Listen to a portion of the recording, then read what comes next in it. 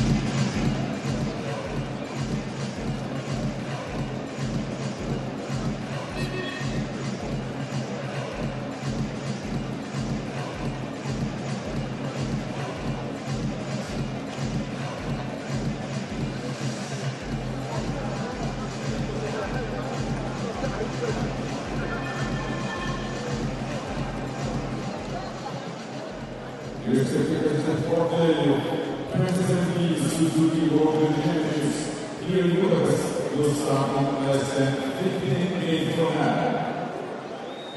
Hölgyeim és uraim, kedves nézőink, köszöntjük Önöket a Budapest Suzuki Judo világbajnokság 4. verseny napján. Mérkőzések kevesek, még 15 perc múlva kezdődnek.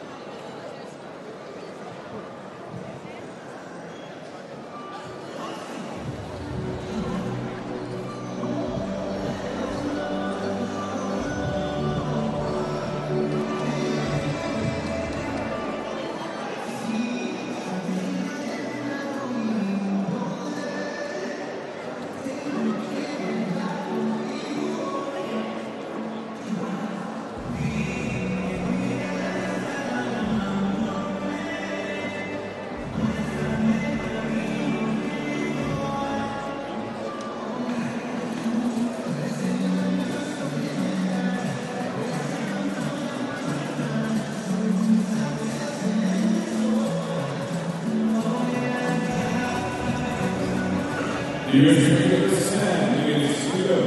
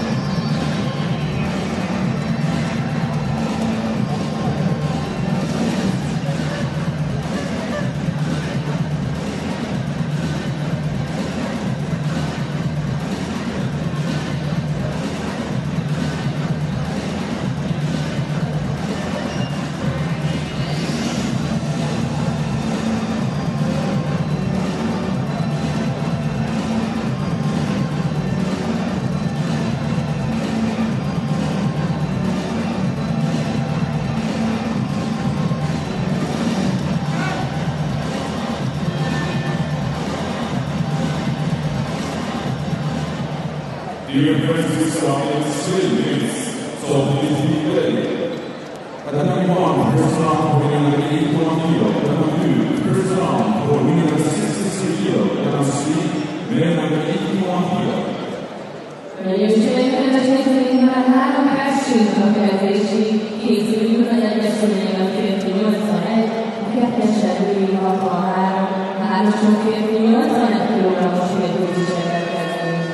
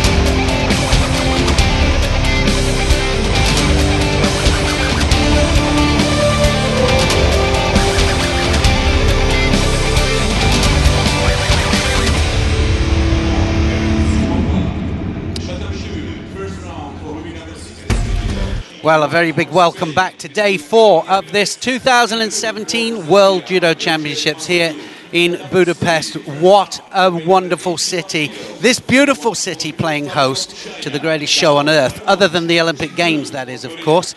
And it hasn't disappointed us over the last 3 days of competition. We've had some amazing judo. We've had some drama, and we've had some amazing ippons. We've had some incredible matches, but well, it's been interesting to say the least.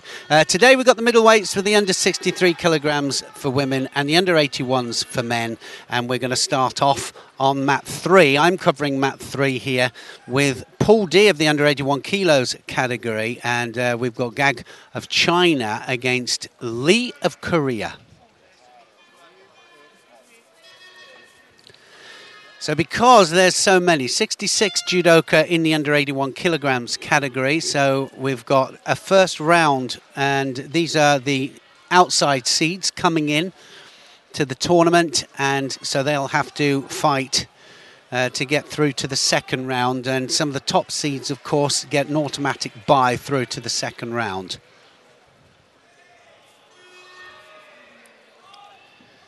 Well, this one is just a one match in Pool D of under 81 kilograms. It's right at the bottom of the pool. So the winner of this then will go through to the second round to fight Otkan Batar of Mongolia in the second round, of course. So a toughie this. Gag in white, Lee of Korea in blue. The other mats are being covered. Of course, we've got Loretta Doyle, who is covering live on mat number 1, and Sheldon Franco Rooks, who is covering mat 2. So you can actually, depending on what category you want or what pool you would like to cover, you can go back and forth and get live coverage and live commentary on each of the mats, mat 1, 2 and 3. Of course, it changes in the afternoon session because we then have the medal matches, and the medal matches will be covered by Sheldon and I, and it'll be a live broadcast, international broadcast. That's 4 o'clock local time, 3 o'clock if you're in the UK. And of course, different time. I can't give you all the international times if you're watching from around the globe. 130 countries in this World Championships. In fact, it's 126 countries, meant to be 132, but 126 actually in this tournament, 731 competitors altogether. There's the Seoinage from Lee. Lee, as with all of the Koreans, really strong with the Seoinages, and obviously something that they really do a lot of repetitions with. And they have the reverse Seoinage as well. Both the men's team and the women's team are doing that. So you don't do it by accident. It's something that's drilled, of course.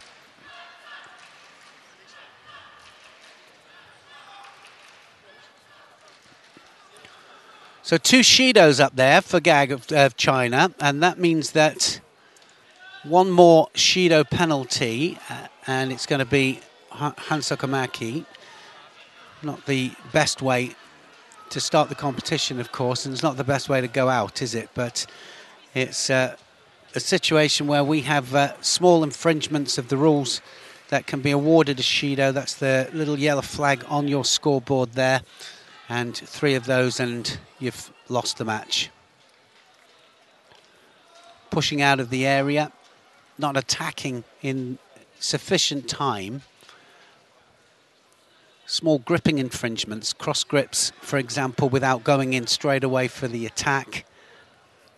And, of course, big one with the edge, because if you have a look at the yellow area, most, I'd say, fighters during this competition have been staying within that yellow area, and that's because the rule has been administered very strictly about anybody who pushes out or steps out of the area. So everybody wants to stay inside. That's the main idea, of course.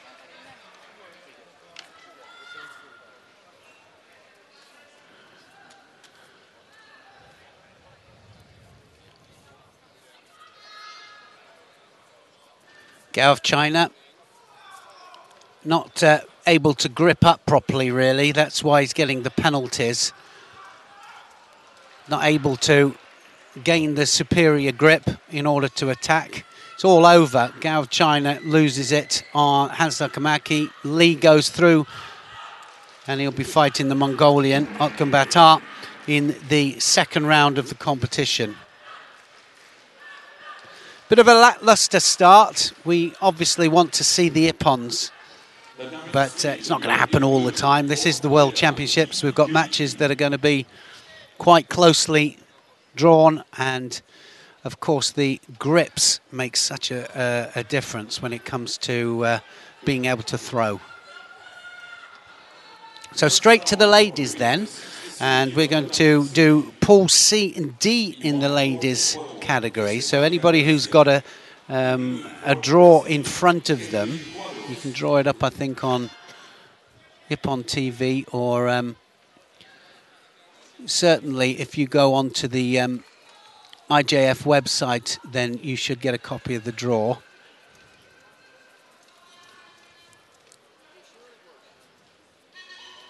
Garcia of Ecuador against Quadros of Brazil. Quadros there, nearly countering Garcia of Ecuador.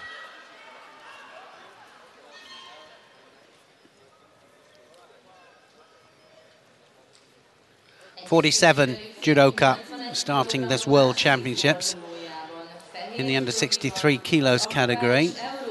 The biggest category is in the men's under 73 kilograms, and they have 74 people in there. They did do yesterday.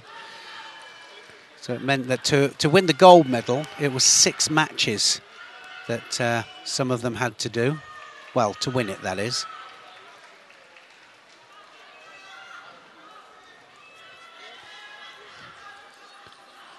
So Quadros, very successful on the world circuit.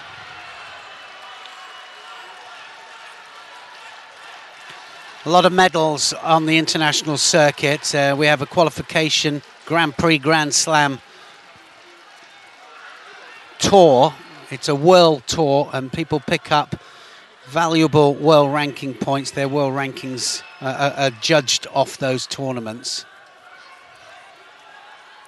But Quadros starting outside of the top 8. Left Seoinage this time from Quadros. Garcia still got to get into this match. Still all evens on the board. Well, that was momentarily into the hold down there.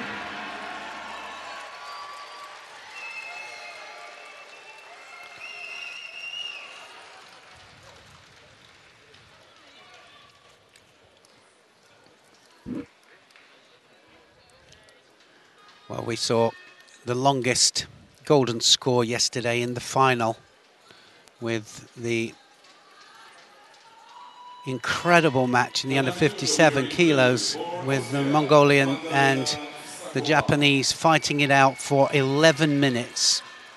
Wow, what a fight that was, so exciting. Then a little bit of a controversy in the under 73 kilograms and a score that decided who was going to be world champion. And there's a lot of talk around the stadium at the moment saying that they didn't believe it was a score.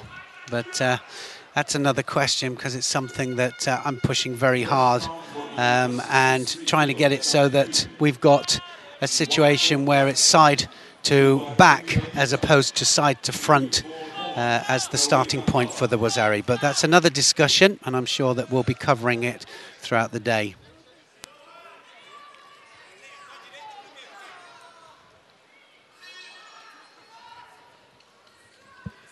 Well, Garcia just holding on here. Quadros is the one that's dominating the match. Seoinage, Quadros, and another one. Drops Seoinage. Didn't quite get the rotation.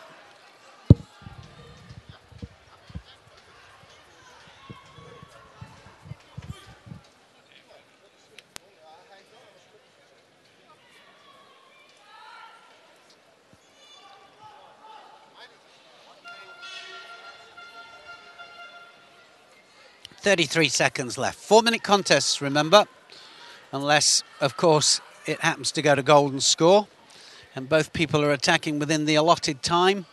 Nobody receives a penalty, and then it could go on for 11 minutes and longer. Longest one, actually, was a cadet world championship match just 2 months ago, and it went 13 minutes. So now on the sleeves, you can see there that Quadros has got control of the end of the sleeve, but she can't just push the sleeve down. Otherwise, she is in danger of receiving penalties, and she's already got 2 of them here. It's going into golden score. Quadros is losing, should I say.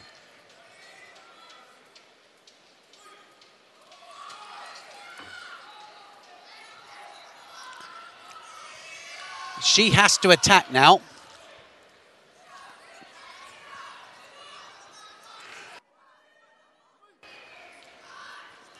Suddenly, she realizes that she could lose this if she's not careful. Drops Cianagi on the left. Right-handed stance. Garcia really taking the attacks now to Quadros. That's it. It's all over. Quadros gets the counter and gets the Wazari. And 25 seconds into golden score, it's going to be enough to take her through. And it was Garcia, actually, that picked up in the second part of that contest. Egyes számú szőnyegre lép férfi 81 kg második fordulóján fehérben Kanadát képviselő Anton Fortier, kékben ellenfele Alexander Viceza, Németország. Well, Garcia will be disappointed with that. She was pushing, actually dominated the second part of the contest. Certainly Quadros was doing better in the first part. She was the one initiating, but then Sumigeishi, not sure if we're going to see a quick replay of that. Sumigeishi was what actually won it in the end. Just takes her round the waist, and it was all one movement. All one movement, takes her onto her back, and the Wazari was enough to win her the match. So next up, Akiyama of the United States of America, and we've got Noman January, and she is fighting in blue.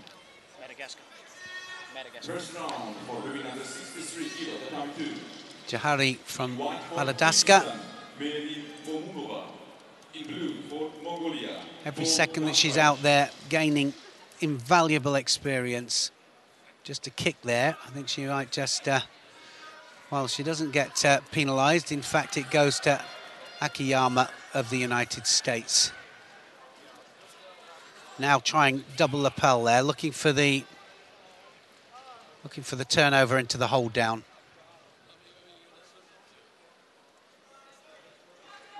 Shinari trying to get the leg out.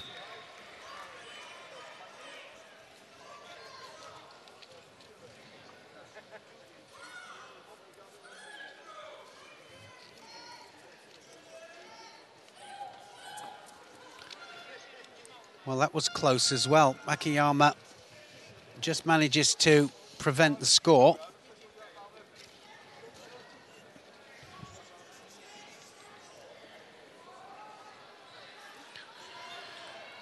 I think a little bit of nerves here from the American. She is just chasing all the time, and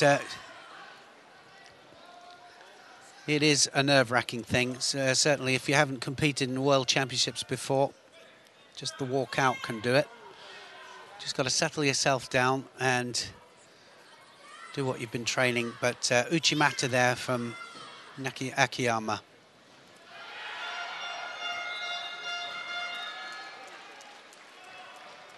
Shinhari just keeping nice and tight there. Not a place to stay, though, because she might be in trouble here now. If Akiyama can just turn on top for the Tati Shiho Gatami, just needs to get control. Now she gets control, and, well, she just stayed there just a little bit too long, didn't she?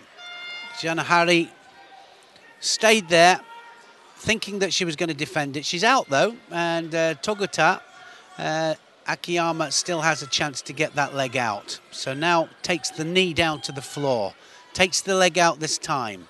Is she going to turn into the Yushiro? She does. So now into the Osai Komi, and the Osai Komi goes again. Seconds ticking up, needs to hold it for just 20 seconds here, and she'll change the direction of the hold down.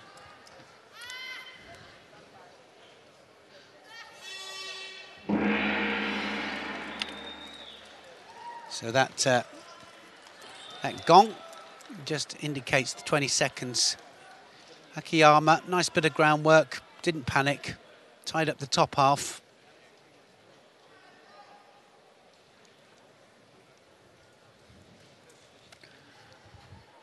Solid performance in this first round match, and that will take her through now to the next round, where she will be up against Watanabe of the Philippines. Good draw for her. Well, it used to be that you had to turn inwards in order to get the Osai Komi. Now you don't. You can just be flat on your back, actually, and they'll still count it. But she decides to turn inwards for the Yushiro anyway. Interesting that Yushiro Kesakatami, the Japanese say, well, it's Kazure. It's just a variation of. So just it's a Kodokan interpretation. Next up, first round match, Gwend against Bukovala of Greece, and Gwend of Italy straight into the attack. Oh, so aggressive there. Didn't even have a chance to introduce them onto the mat, and Gwend there just takes control. She's in the hold down. Saw exactly the same situation, didn't we there? Double lapel turn, and it is one of the most used turnovers now in world judo and in domestic judo. It's very, very simple. Somebody stays on all fours, easy way to punish them. As soon as you've turned them over, you control the upper part of the body and then directly into the Tachi Shiogatami. And it works at all levels. So Gwend of Italy through. Two nice bits of groundwork.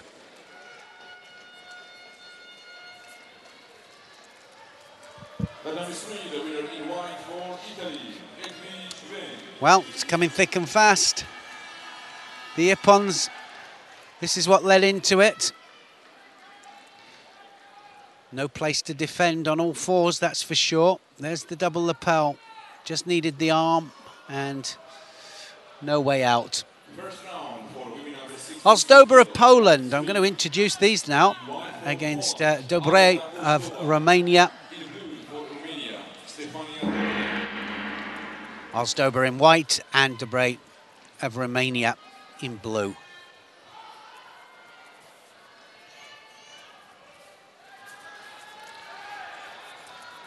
Well, I've got Paul just joining me now, so Paul's going to just walk us through as well and give his opinion on some of these fights. Good start, Paul. Good morning, Neil. Yes, particularly that last fight, over in 40 seconds, just shows you the pace at this World Championships, how hotly contested and how competitive it is. Yeah, I think a lot of it about pace, isn't it? You know, we see one Ippon and it's kind of cascades down, and seems to be what's happening here in this under 63 kilos category. There's different styles of fighting. Some come out all guns blazing, and as the Italian did, and just get the person into a good position. Others come out and feel their way a bit through the gripping. Yeah, I think we've seen a lot of different styles, and it is interesting to see how they clash sometimes. Yoko Tomanagi there, looking for the Juji Gatami as well, I think. The Polish ladies team really having a lot of success, a lot of them training together, and on the Grand Prix Grand Slam tour, they're winning a lot of medals, and Ozdoba is one of those Polish ladies that's been doing the tour.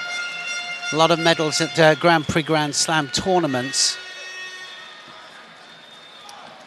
they had success in the Olympics in the 80s and 90s, didn't they, Neil? And haven't really seen that to the same degree since. No, exactly, and it's they've come back into it, and like I say, a lot of it is down to groups training together. Either that, or if you're fortunate enough to be part of a big setup, like, you know, obviously Japanese have a different system. The French have an incredible national system where there's 150 to 200 training at 2 different dojos, you know, but not everybody has that benefit, of course. The Slovenian team, for example, there's only about 15 of them together training every day, and some of the smaller countries, of course, have to travel to get their randori and their practice, and they have to go to the camps, and it's one of the reasons that the camps have been brought in, the European training camps, to give some of the smaller countries the opportunity for the randori. To their credit, the IJF have recognised that to support the smaller countries, have established training centres, such as the one in Hungary here. Exactly, and it gives opportunities, doesn't it, you know, for people to come over. I mean, when I was over, I had my club in the UK. I had a lot of people from Australia coming over to stay with me for a long time, and from the USA as well, from all over the world, Brazil. And so the good thing is that we're able to travel and benefit from others. So coming up then, just one penalty in this. Debre of Romania has a Shido on the board. That Shido, of course, will be carried over. Golden score. It's only a positive score on the board, something from a throw, hold down over 10 seconds. Arm lock or strangle, of course, will put it beyond doubt and finish the contest. But if those scores are on the board, then they win outright. But a penalty doesn't win outright. Only if it's 3 penalties. And if it's 3 penalties, then, of course, it's all over. Both tallish girls for their weight category, been feeling the way. Yeah, they are. It's, well, 37 seconds now, and I think that Ozdoba just gets a little whiff of what's possible here. She's piling on the pressure. But, of course, the Romanian, she's a fighter as well.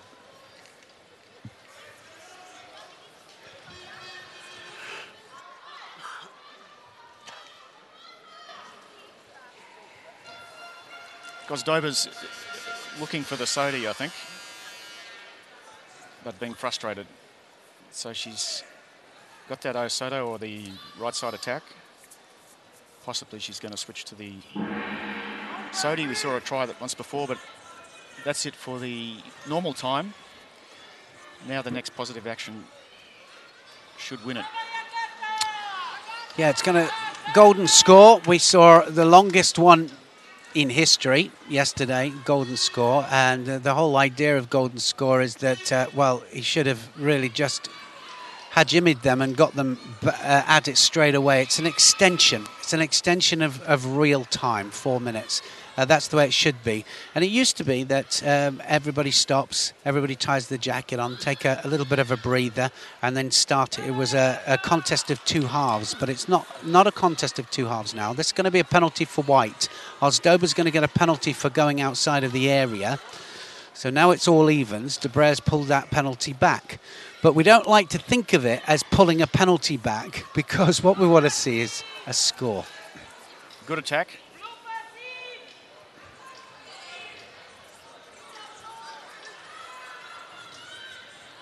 But just couldn't break the posture of Dobre there.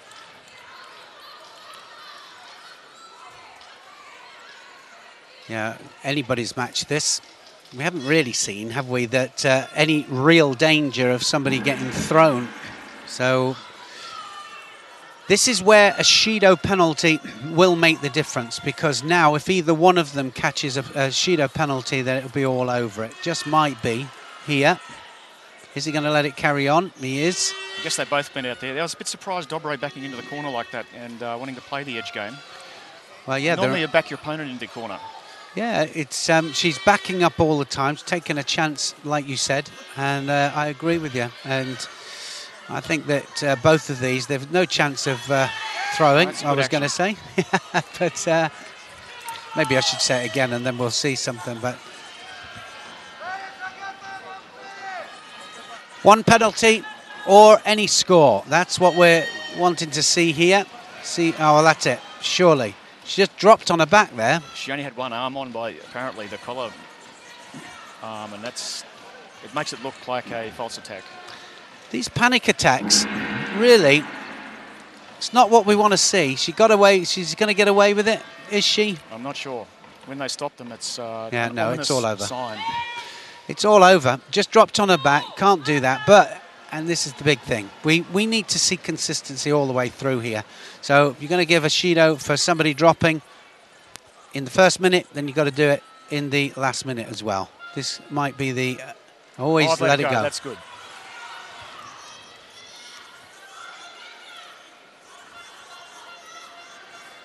So last chance hotel here for these two, because now this contest is there to win.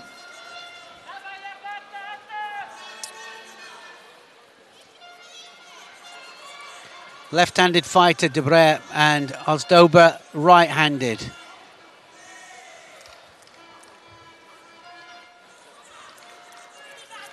Both finding it very difficult to attack here. She looks to me as if she's really struggling here, Debré.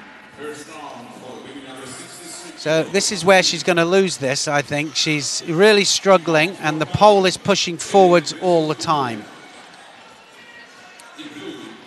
A couple of attacks off losing Debré. She's got nothing left at all. She's got to show some positive action. Oh, yes, so close. Well, close. Just can't on her front, though. Connection with the bodies and the long limbs, this pair. Yeah, I think that just might be it. She can hardly stand up, actually. I think the referee will stop it here now, and one more penalty will go to Debré, and Osdober of Poland will go through.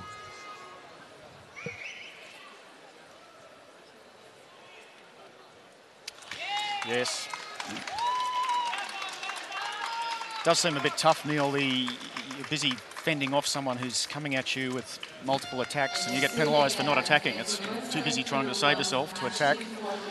Well, I agree with you that not one of them looked as if they were going to throw the other one, so it had to be, you know, to get the other one penalised up, which is what happened. But not the best way of winning, but nevertheless a win and through to the next round. Shelmesh of Israel here up against Valkova of Russia. Next contest to happen on mat 3. Great aerial view of the referee there. I love the aerial view. Actually, some of the pictures that we've seen throughout the competition, the aerial view and the camera that can get the aerial view is terrific. But I like it particularly when it comes down to catch the fighters, and it almost catches them inside the fight, you know, and it does, especially there it is. I'm just looking at it now, actually, at that camera, and it goes all the way around the crowds, but then it comes into the center of the mat area. We're almost in there with them. Look out for those shots. It's been fantastic coverage. Particularly this camera on the boom is just so flexible. It's obviously much safer than a drone, but it's extremely sophisticated equipment. It's that camera, Paul, that gets the shots I'm talking about. You know, it gets them from up above, and then it will come down. This is the row. This is the shot that I'm talking about here, and sometimes it gets the inside grip. Puts you right on the mat with the players. It's fantastic. Well, it does, exactly. You know, we were talking, weren't we, about two different kinds of commentary, what we see and then what you can't see, you know, so explaining about and seeing what the inside grips and what happens inside.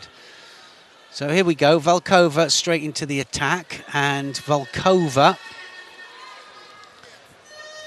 who's wearing blue, representing Russia.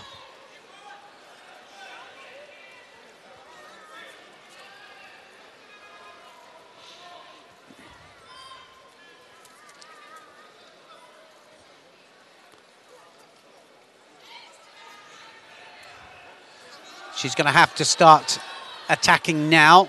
Shilmesh is just being beaten to the punch, and I mean that metaphorically, of course. The attack going in all the time. Valkova's the one that's initiating. There's the and first, there it is. There's the wind-up. First Shido, isn't it, up to the Israeli.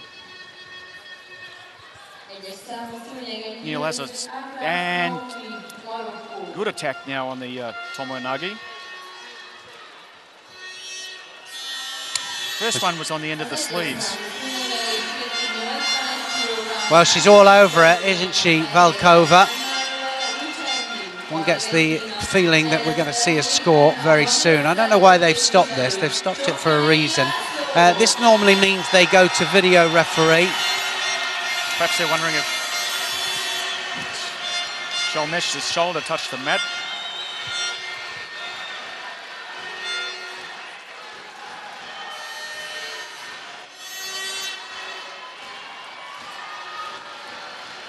Yoko Tomoe-nage. And now into the Newaza. The Russians content to just sit there and keep this pattern of play, which prevents the Israeli from attacking. That's a bit of a drop, but Sumigaishi, but again, she's attacked and the Israelis on the bottom, not able to do anything or exert her judo. Well, I think we're going to see a second penalty any second now. Here we go. So second one goes up to Shilmesh. The work rate of the Russian, just what you'd expect, but a little bit more control of the sleeve and lapel would make a difference to some of these attacks.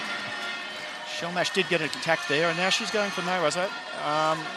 Doesn't look like she'll get the Russian over, but... Well, yeah, she's got control of the upper part of the body there. Oh, she's got the strangle. Well, I tell you a little bit about that Shimiwaza. Well, that went against the play, didn't it? Because the Russian was all over Shilmesh. Shilmesh did the Gerbi strangle, or a variation of it, and of course they practice it a lot in the Israeli camp. She gets the strangle, and the Russian couldn't get off it. We'll have a look at how she goes into it in a minute. And that was a great win by Shilmesh there, at, under pressure. Really under pressure. Nowhere near this match at all. Here we go. She's got control of the upper part of the body. That is not just a turnover, but it's a Shimiwaza that's going on as well. Look at her face there. She can't do anything about it.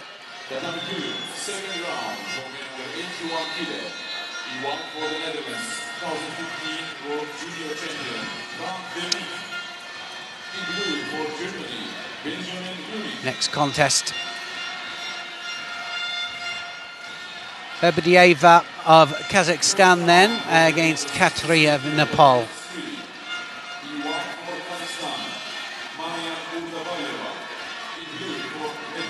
Lebedieva is in white here and straight away in trouble.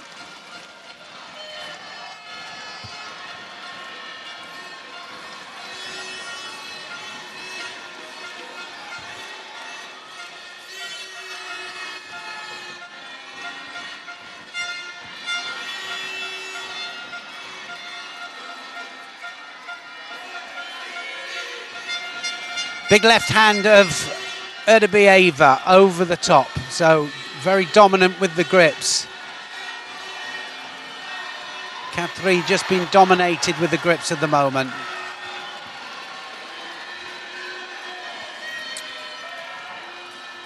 Just the noise levels in the stadium escalating there with the Hungarian under-81 player.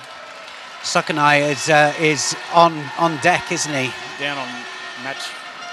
He's got a hard match against Lucenti of Argentina, but all systems go, and that's on...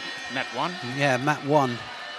So anybody who's watching that wants to see that match, Loretta Doyle is commentating live on that. You can just switch over on live TV. Good attack there from Lebedieva. Lebedieva now controlling the arm. She can rotate around. Oh, she's gone the other way. Looking for the Jujigatami. Yes. Can she just get settled? Needs to apply pressure to the elbow, and then she's going to straighten the arm. It's going to go out. Can she get the leverage? Look at that. That arm is bending double. Can't quite get it here. The referee will give a little bit of time for readjustment. I think that that's going to go on in the end. Is it going to go on? Can she get the leverage on it? And Katri of Nepal there is bending almost double. No, she's out. Oh. She's smiling. Oh, that's God, unbelievable. must have a rubber arm. Well, it must be made of rubber. There can't be any bones in that arm there. Did you say she smiled then as well? Oh, I thought she was smiling after she got out. She's saying, go.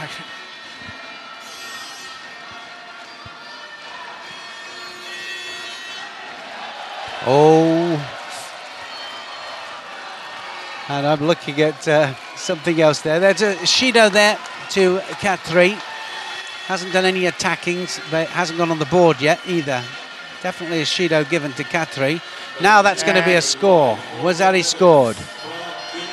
Wazari Erbieva scores, and then the penalty goes up to Katri.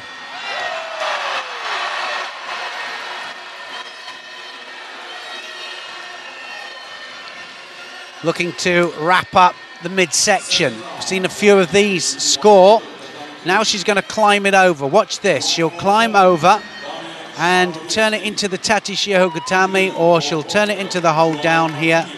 And, well, Katri will have to turn onto her back. There's the Osai Komi. Osai Komi called. Can she keep control of the upper part of the body? She hasn't got enough control into the last minute of contest.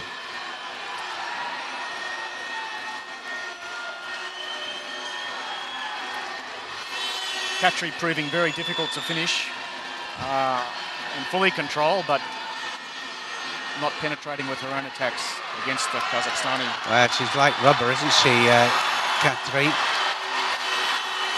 Erbieva on top of this, but finding it difficult. Different styles make such a difference.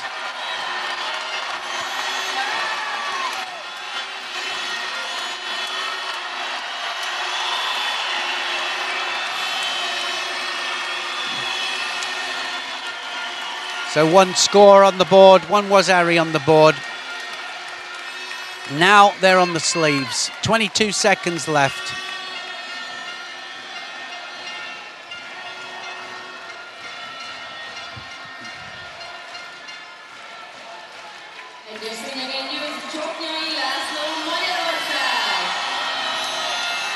So with 12 seconds left, two Shidos on the board, but it's the score that's going to win the match, I think.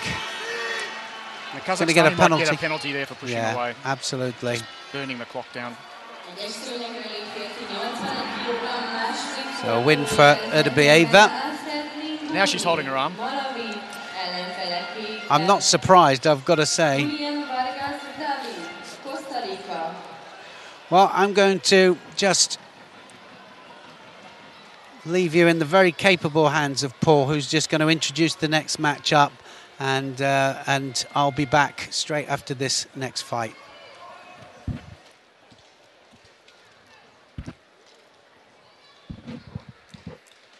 So next match in the women's under 63 kilogram round one. Tremblay from Canada in the white, and Leski from Slovakia in the blue.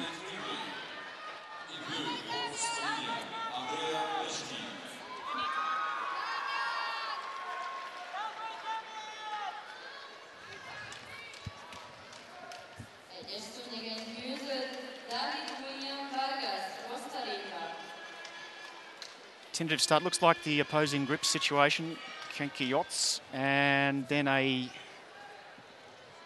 right Sianagi, drop down Sianagi attempt from the Canadian.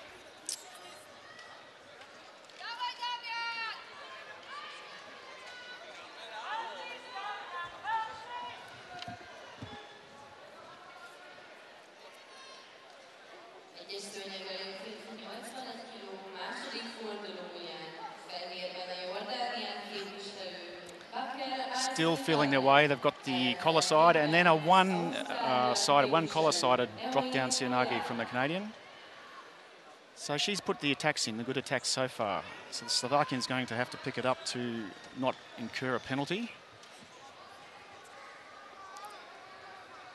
Seems to be the way here to show the activity. You just can't get the grip you want, the comfortable grip, so you might grip two hands on the one side and go for it. That's better. Oh, Wasato attempt, and Canadian twists out of it.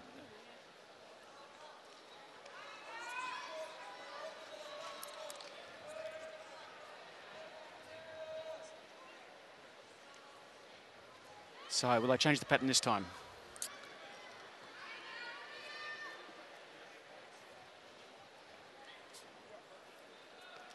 And the background noise in the stadium's died down with the Hungarian players' competition on mat 1 finishing.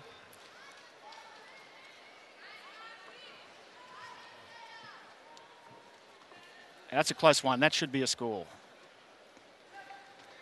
But she's landed on the side. It was a backward pushing Ouchi. Now the Canadian's working hard in the Newaza. Seems to be the more confident and dominant at this stage.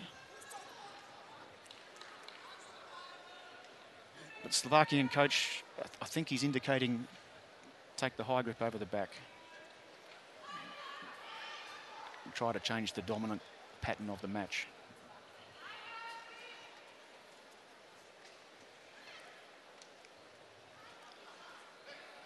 And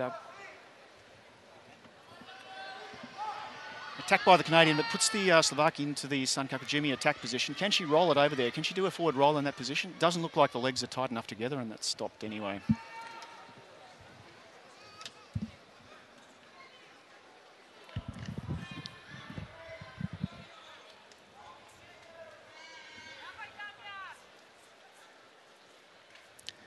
Now she has the back grip. But the Canadian's been, and she's been pushed backwards.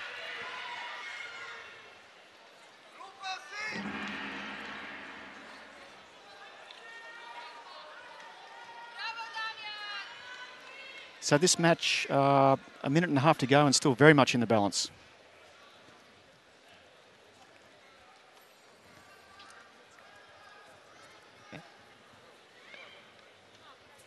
And I think I've said Slovakian, but of course, Liski is Slovenian.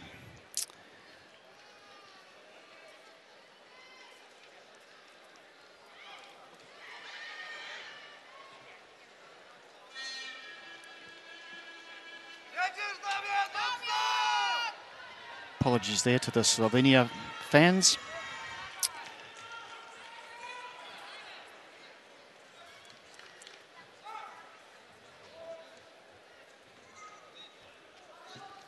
So 50 seconds to go. No scores and no penalties.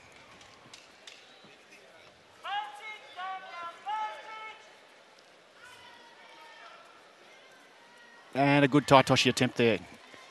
Shakes the Canadian.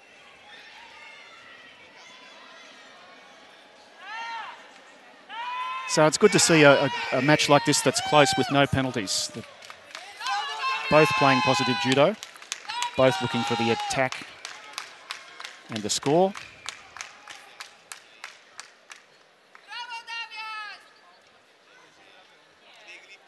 Probably the last exchange in normal contest time coming up. Towards the edge, feeling the Ashiwaza, and a dropped. Weak attempt by the Canadian. Oh, and referee's given Wazari, and that might have clinched it for Slovenia. Right at the end there. It was just a bit too lax, I guess, from the Canadian. She dropped down and was just easily pushed over backwards, and deemed to be a counter worth Wazari, and that's lost the match in the last 5 seconds. That was a tough game. And appears to be having a discussion with the referee, which is very unusual in judo. Well, that was just on the last second, wasn't it? I mean, that's just unbelievable. I mean, what can you say? You know, very disappointed. Like you said, can't argue with the referee, just can't do it. That's not what we do, I'm afraid.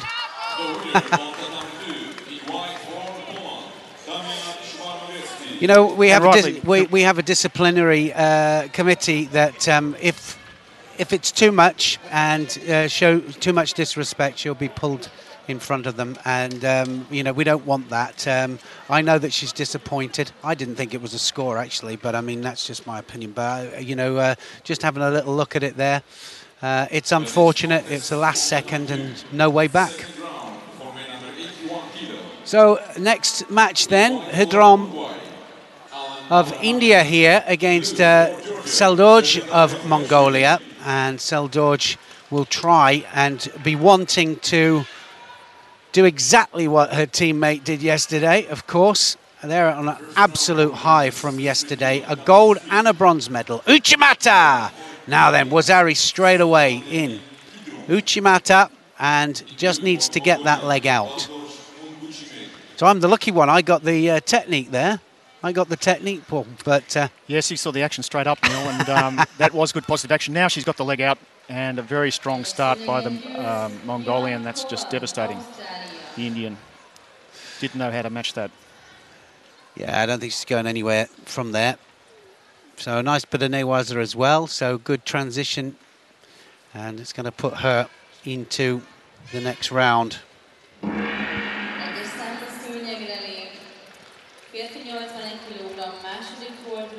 And a strong supporting delegation from Mongolia. Not only the president, a judo player himself, but a lot of people here supporting Mongolia. A lot of flags in the grandstands. Not so many today. Maybe they're sleeping in after the big celebrations yesterday. Could be, could be. But nevertheless, there's a strong block of seats there, and they're clapping strongly for that very dominant win by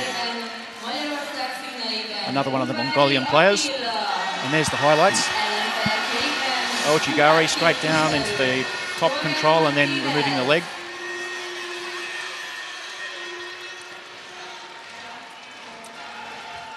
Okay, so we're going to come now to the under 81 kilograms then. We've got Ungvari of Hungary out here, and he's one of the favourites to do well, and he's against Martinez of Cuba. And it's the crowd here, the support that these Hungarians are getting when they come out on home soil is just absolutely immense. It's amazing. Well, you'd expect that anyway. Got a tough job here though with Martinez. Oh, look at the sodi coming off the sleeves here, and we used to see this from the men's and women's team in the from the Cubans. One of the techniques that they drill all the time, of course.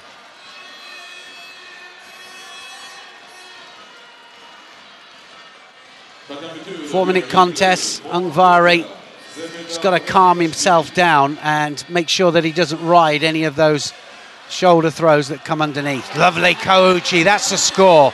Surely that's a score. Wazari for me, but I thought he landed first.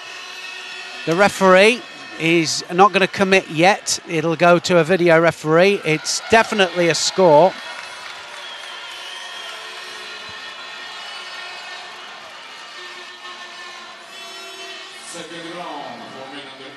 Brilliant change of direction there. Minute 10 seconds gone. I think we've got a lot of people here in this stadium so far, but I think we're going to have a lot more as we come towards the weekend. Certainly for the team event that we're going to see on Sunday.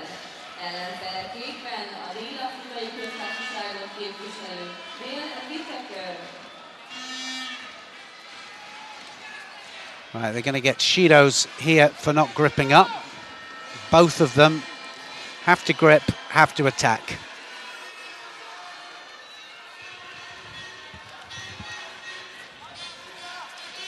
Kouchi again from Ungvari. And again, and now Martinez will have to start. He'll have to go to work. Can't afford another penalty.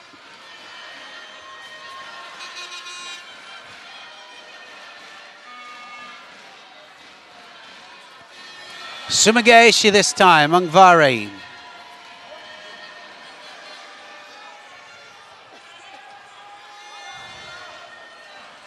One minute 51.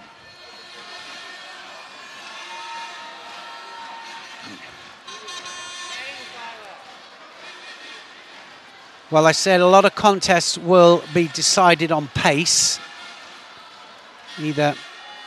Either way you look at it, it's about pace, whether you're the one that's taking the initiative or you're having somebody attacking you so that you can't attack. You've got to get back on the pace.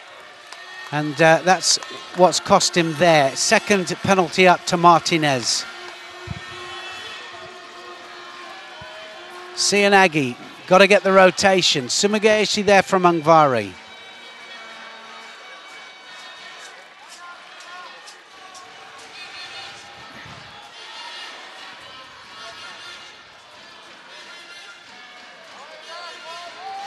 On the sleeves, pinning the sleeves.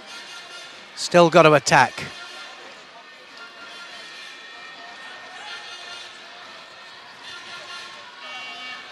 Four-minute contest now. Just make it that little bit quicker. Remember the days, of course, when it used to be 7 minutes for major tournaments, and then, of course, if you have a look back in the 60s, it was 15-minute contests. Mind you, we weren't that far off that yesterday.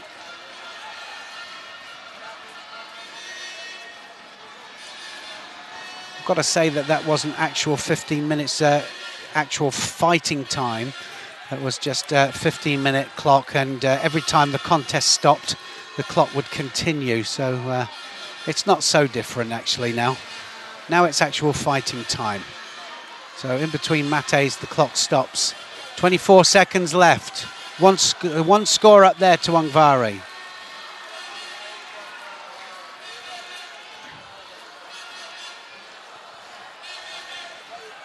Well, he's dominated this all the way through. Martinez hasn't been on the pace. He's got 2 penalties up there. And Ungvari almost went outside of the area then. He's on the run, Ungvari. Might get his second penalty here.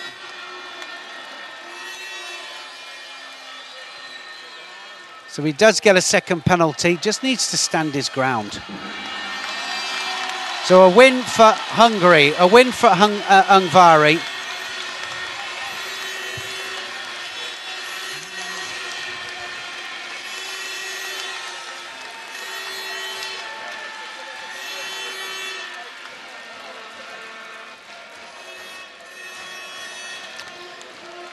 He goes through to the next round.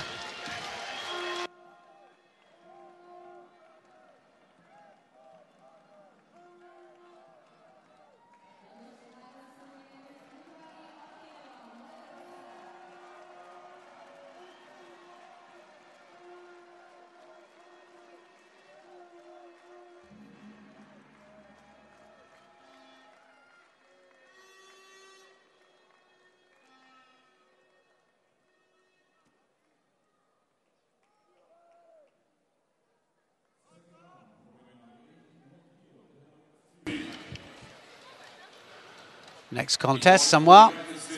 Nepal against Hatton of the USA. Hatton in white.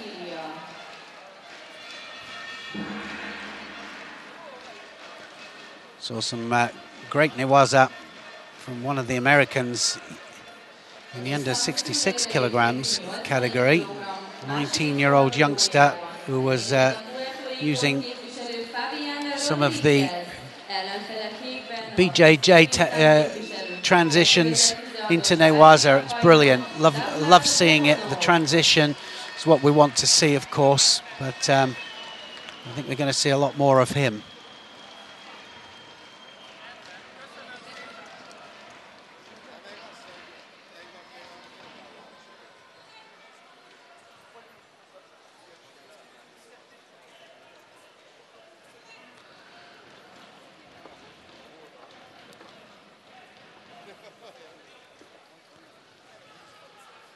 Well, looking very nervous here, somewhat. Needs to stay within the area. Just backing away there. Almost stepped out of the area. I think just a matter of time before Hatton sets up the right way in there for the Uchimata. He's looking for the Uchimata all the time. Just needs to calm himself down to get the angle.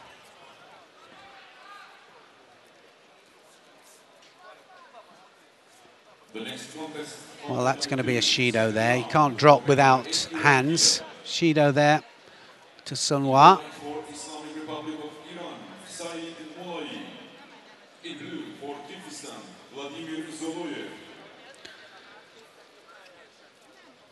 Sleeve lapel. Now he's got the inside grip. And of course, Sunwa can feel the danger. There's the Uchimata. Just needed to set it up. Complete over rotation there. And gets the Wazari for it. And I know there's a lot of people there who'll go, oh, that was just ippon for me. But it's got to be controlled all the way through. It probably, we're going to see it back in slow motion here. The video referees had a look at it. Have they given it ippon? No, they haven't. So he'll have to go again on it, Hatton. But I think, just a personal opinion, but I think he needs to use this match in order to get all of his techniques working. The Ashiwaza, Tomonagi, and he's looking for the big technique, of course. Tayatoshi this time. Is he going to pull it into Makikomi? Doesn't quite. 1 minute 40 seconds left.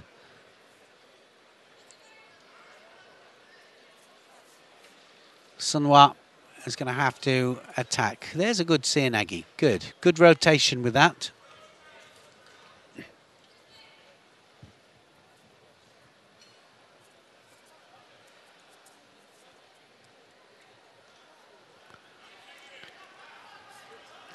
Uchimata again.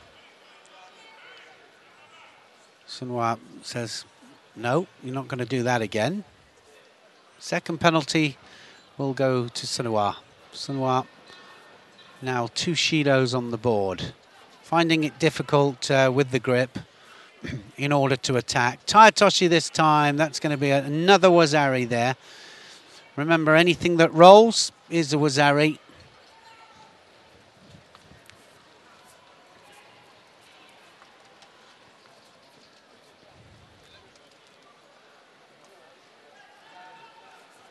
I think if Hatton of the United States was to attack on the other flank, it might have the required effect. He's thinking one way, one-dimensional all the time. Another Wazari. Oh no, this time he gets the ippon. So we'll have a look, see how the points of the shoulders hit the ground. Tayatoshi this time from Hatton. Comfortable win for him and through to the next round, but credit to Sunwa of Nepal out here enjoying his World Championship moment. Tatami 3, the winner in white for United States of America, Jake Patton.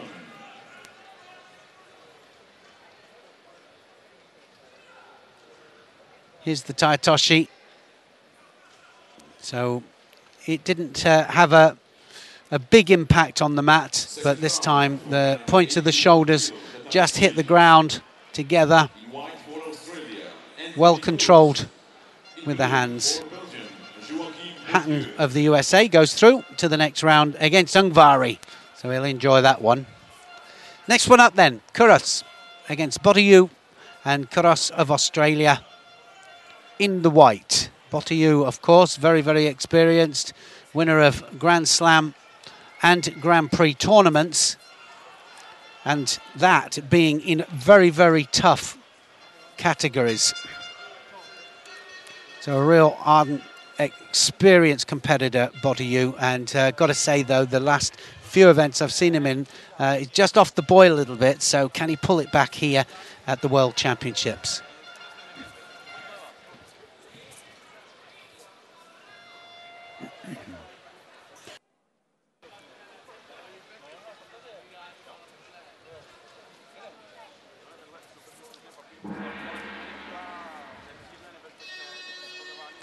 All 5 continents represented at this World Championships.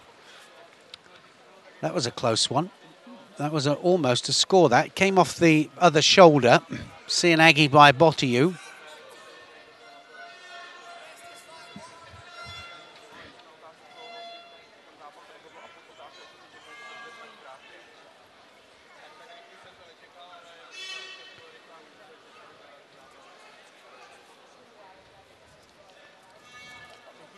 Makikomi this time by Botiou. So he's the one initiating the techniques, and Shido penalty goes to Kuros.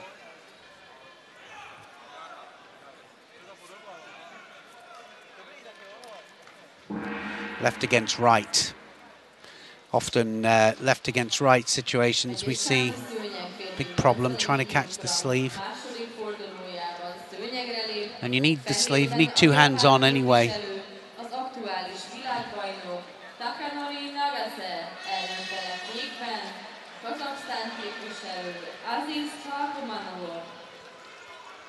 Well, he's got a good turnover from this situation, Botiou. Can he get the balance right?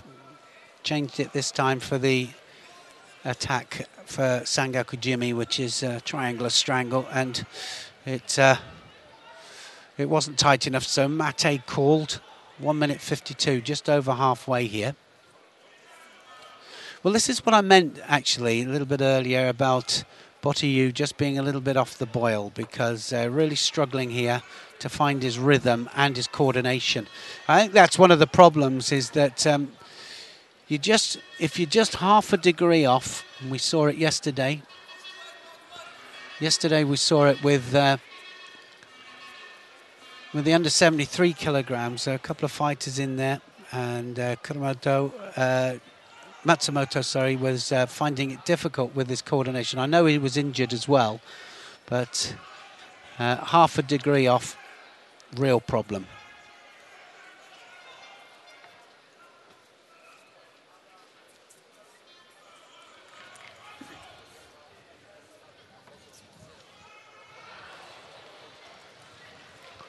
One minute to go. 2 penalties up to Kuros.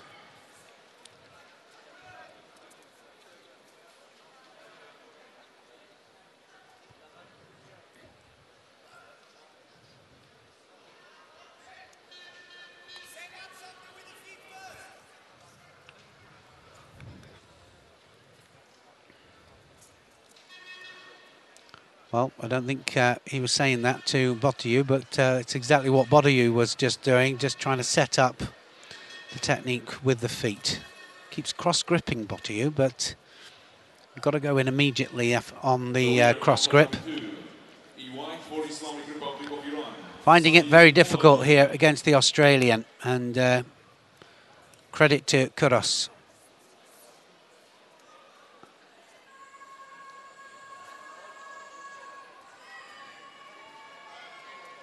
Second round for men under 81 kilo, Tatami 2. So 16 seconds left, and Kuros of Australia knows that he cannot just rest on this now. He has to go forwards.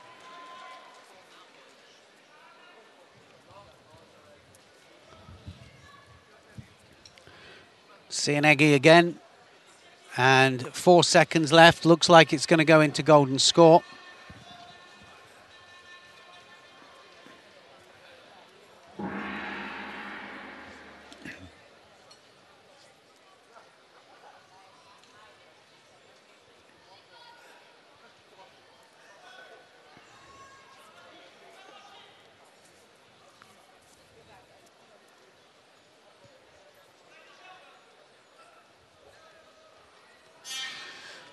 Immediately into golden score.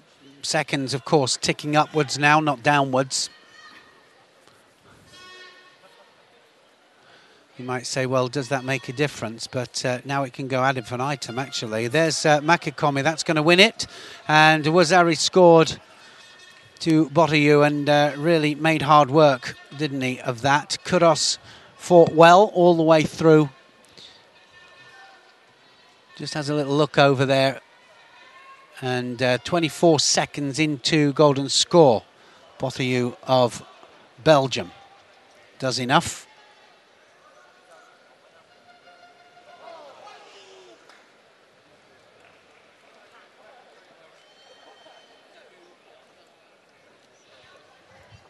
So he's through to the next round, and he's going to fight the winner of the next match in. Or the next match up, should I say. In blue for Belgium, Bothieu.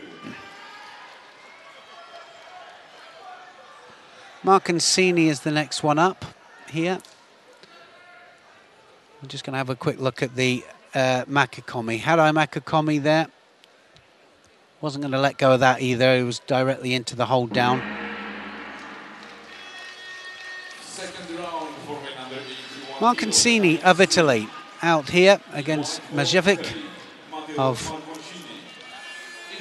and he's going to be in blue.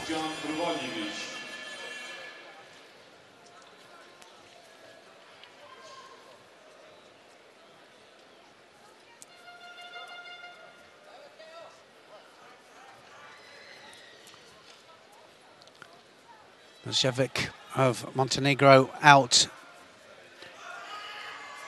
in blue and looking for the immediate attack.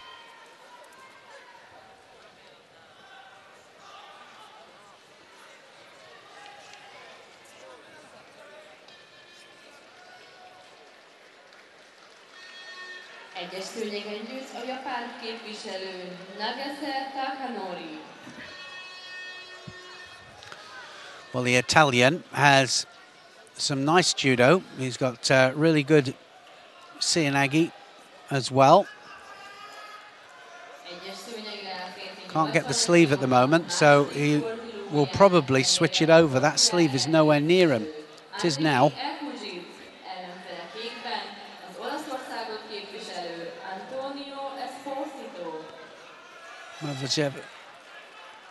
Mavajevic doing well here.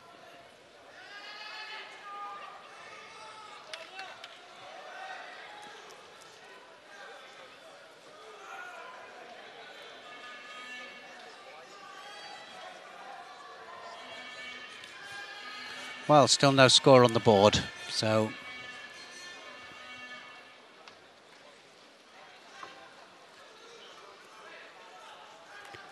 Mavajevic needs an attacking.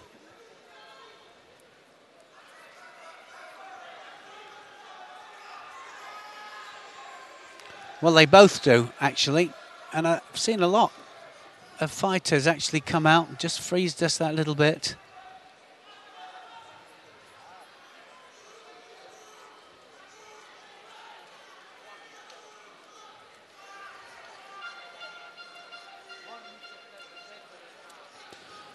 And now, well, we've got left to left, and it normally means that the front leg is the one to be attacked.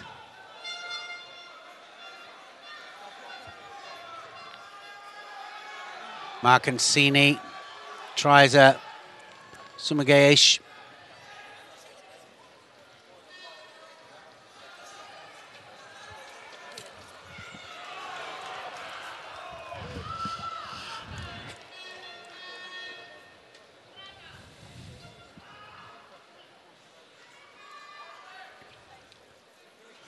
Well, nothing to choose between these two, just attacking at around about the same time.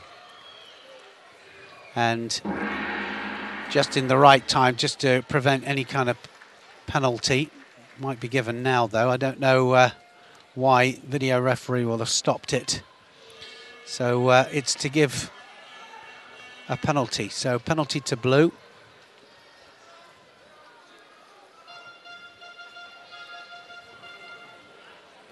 Two Italians in the under 81 kilograms category. Esperito of Italy and, of course, Marcancini. A little bit of depth in the 81s.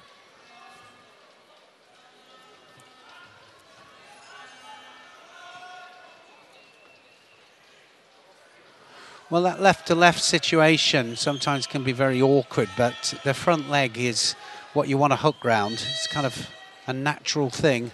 And Well, Marcancini gets the penalty this time just for dropping. So you can't just drop, you've got to take your partner with him. Well, almost used his head there as well, didn't he?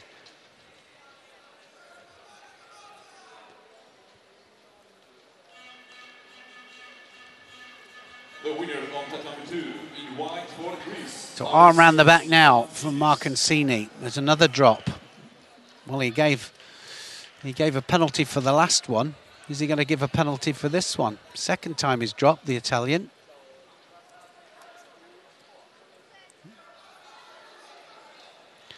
Referee, benefit of the doubt for this one.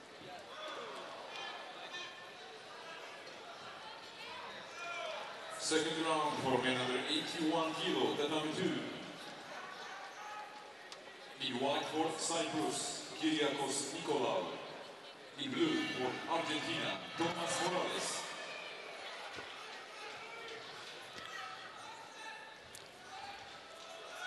Well, any score on the board, oh, that's it. So I was just about to say, any score on the board will put this beyond doubt here. Marcancini's the one that did the Ouchigari and changed direction. So Marcancini will go forwards.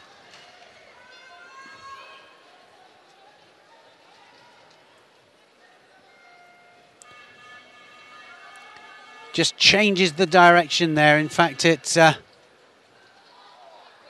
Mezovic was the one that attacked, and it was Marcancini that changed the direction. Just at the right time. 4 seconds left on the clock. The only throw that we saw, actually, all the way through the contest, but it was enough to put him through.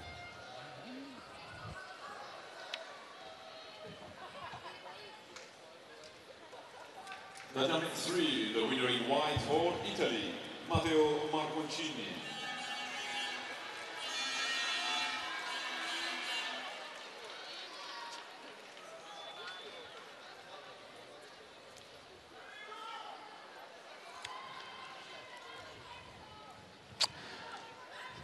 Now Ivanov on deck, and Ivanov of Bulgaria, one of the most consistent in the under 81 kilos category, and he's up there against Reddy of New Zealand.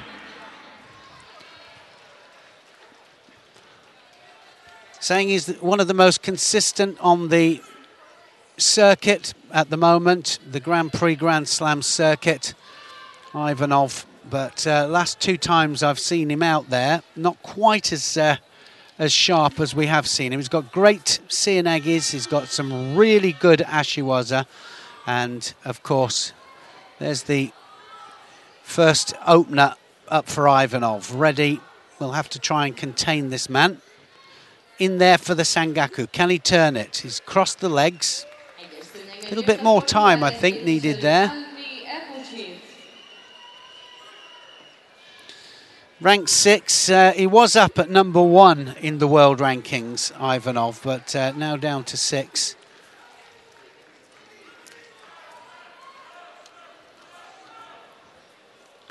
Looking for the turnover, and this is a shimiwaza as well. He's got the shimmy on, and the referee can't see it, but it's gone on that. Good strangle, and Ivanov, good transition, excellent transition there. No hope for Reddy.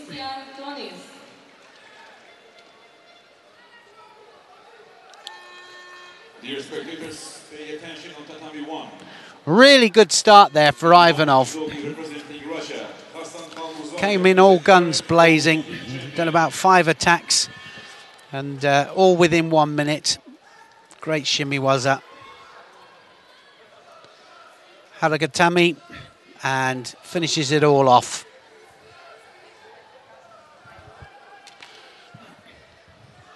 There's the Seanagi, didn't quite score. Might have scored yesterday. Straight in for the shimiwaza there, just feeds his own jacket, and no chance there for the New Zealand fighter. Santos of Brazil out here against Briand of Canada.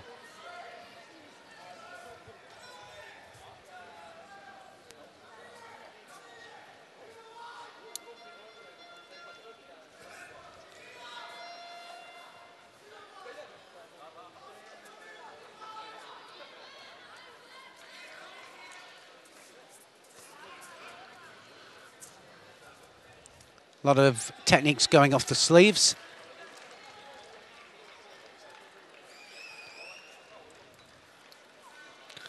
Briand of Canada enjoying good form. Also getting some medals on the world circuit.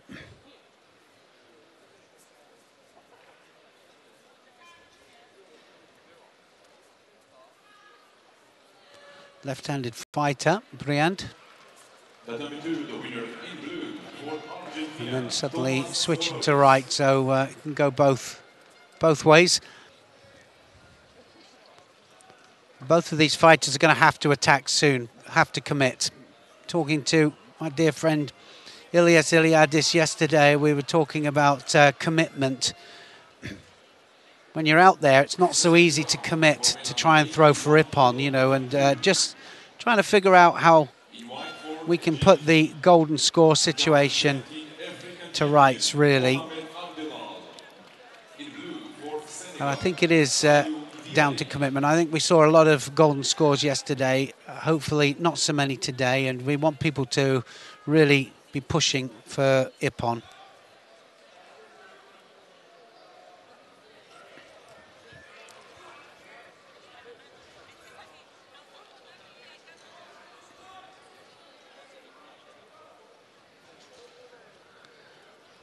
So a minute and a half gone.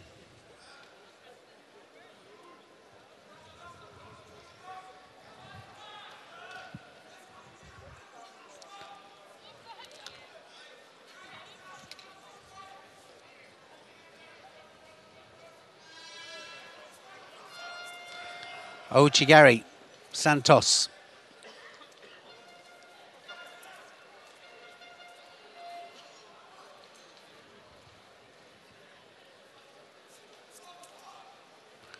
Well, no hands there for Briand. No hands at all.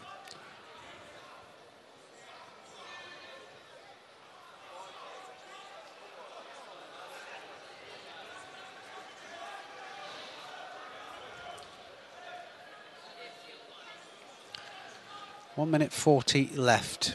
Anybody's matched this one. Just one penalty up there to Briand. Plenty of time to pull that back. Can't afford another one, though. So one up there to Santos. Just pulled it back.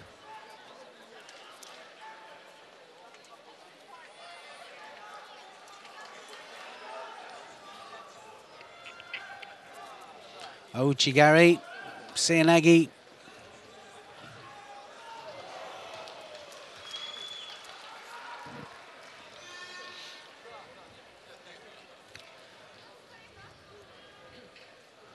Well, anybody's match this. Just one score will decide it.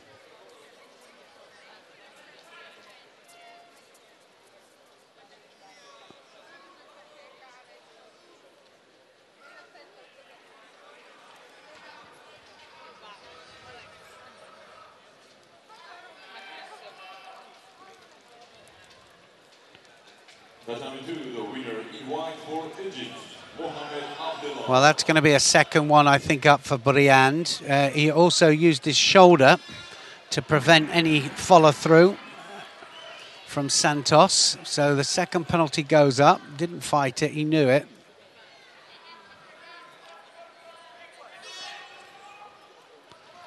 Under 81 kilograms. Of course, the Brazilians have depth as well in this category, two represented in the under 81 kilograms with Penalba, of course, the bronze medalist from the last World Championships, and Santos here in a different pool.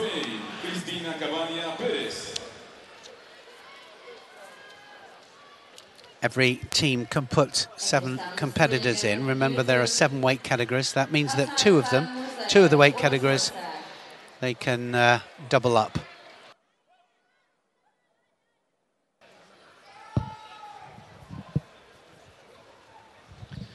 Going to go into golden score.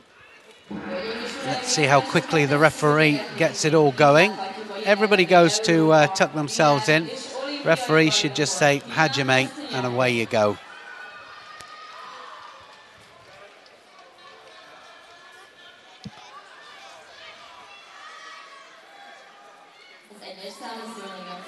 Oh, now then, that was close.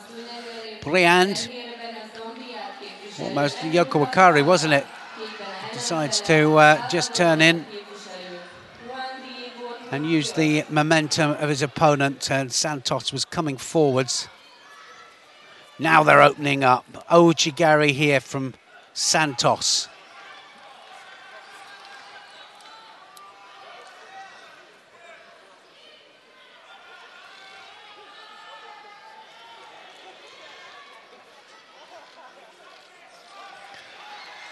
Kouchi this time from Briand. Sianagi from Briand. Well, he realises that one more penalty on there and it's going to be all over for him, but he's well ahead now on the attacks. There's the second one up for Santos. So now it's all even, everything to play for. Now somebody's going to go. Something's going to happen here. As soon as they get close up, something's going to happen. Can't just keep your head down. Got to do something. Has to get his head out of there, Briand.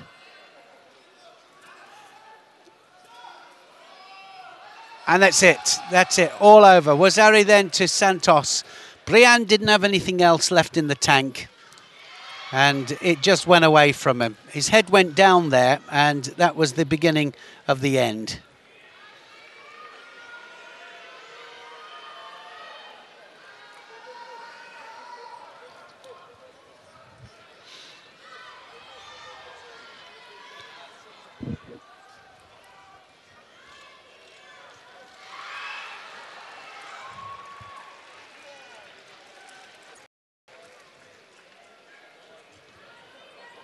Brazil through to the next round.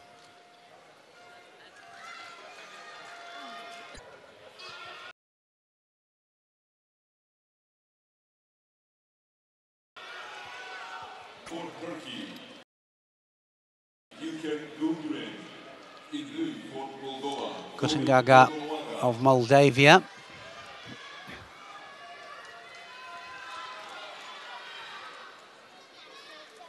He's got a grip up, that's for sure, and both of them just patting away, and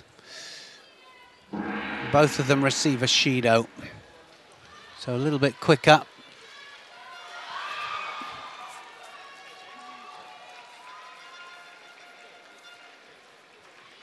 Now they're gripped up.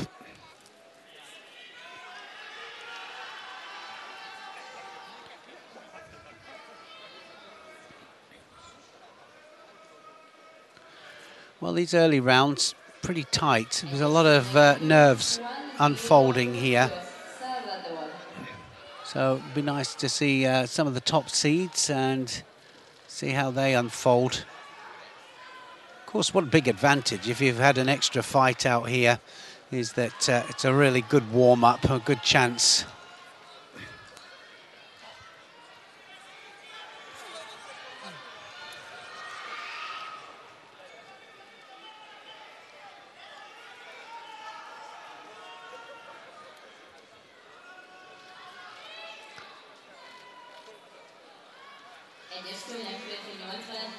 Kutsanaga. Oh, well, he's got the hold down, Kutsanaga. So he just fell directly into the Tatishiho Gatame. We'll have a little look, see how he did that.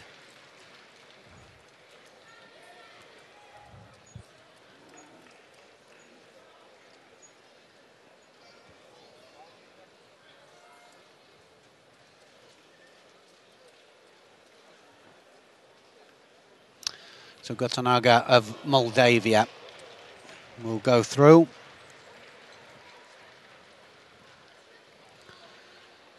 Two Moldavians in the under 81 kilos category. So look at that. Something happened, I think, to his kumakata. Something happened to his hand. That little exchange there, as he came off that, he came off the worst and fell onto his back. Okkambatar of Mongolia, here against Lee of Korea.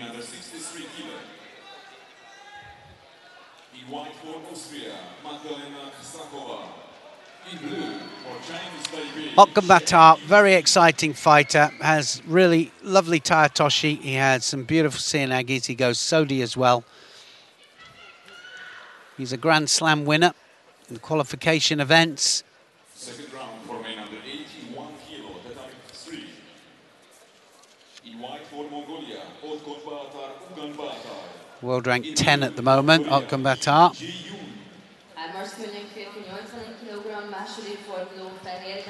Well, looking for the Yoko Sotemi, but it never happened. The Yoko Toshi sometimes works off the lapel, but have a look at the different kinds of grips that they have. He's trying for the arm lock here, but not deep enough into the arm.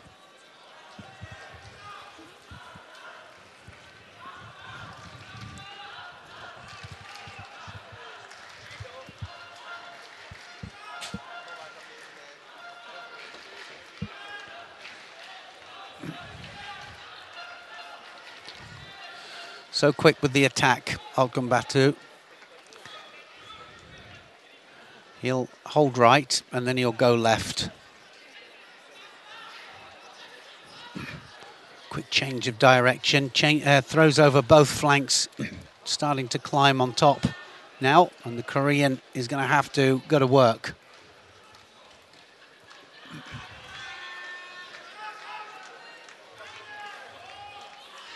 There's the Jujigatami. Can he straighten the arm out? Yes, he can. Now, can he get the leverage on the arm? Yes, he does. And that was a really good win there from Okambatar. Koreans will be disappointed with that, that's for sure.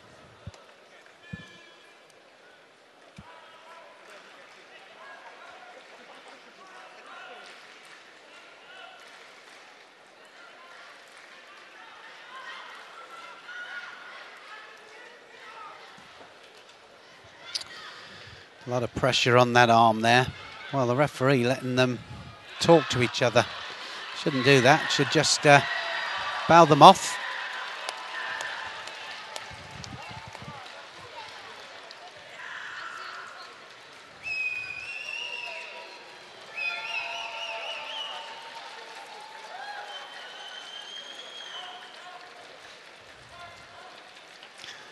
So a good win for Mongolia through to the next round, third round of the under 81 kilos category.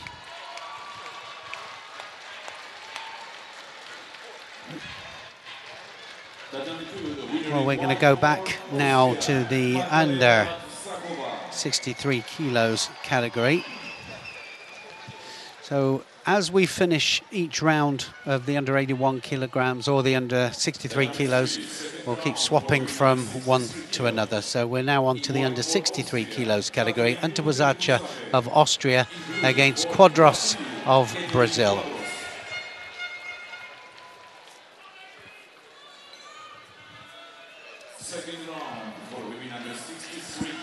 First time that we've seen Antuwazacha out here, but Antuwazacha is coming into this as the world number, and I think it's world number 2.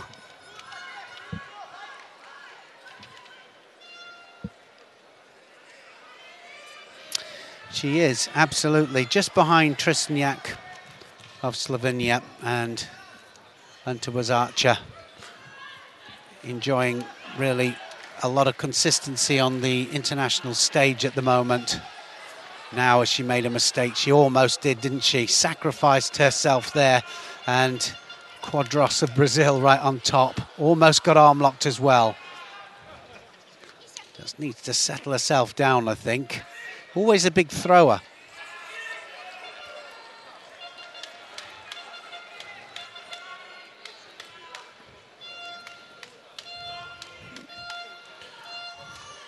Looking for the Sumigaeshi. Quadros. Just quick to kill it dead.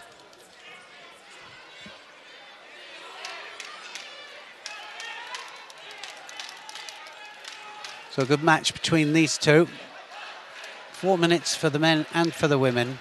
At the same time now. And that Ko Soto there almost working. Well, the coach is allowed to shout advice in between. So on the mate there, they're allowed to shout. When they're actually fighting, they can't.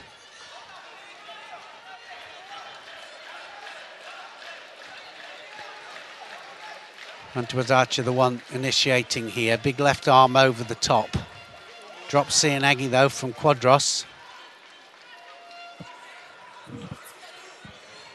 Well, as you can expect, tough matches in the opening rounds of the World Championships. This is the premier event, other than the Olympic Games, of course, but they always say that the World Championships is the toughie because everybody's here. And there are certainly no easy matches in a World Championship. Sumagaeshi, this from Quadros, and she was so close with that one. That was a really good attack from her. Just over halfway.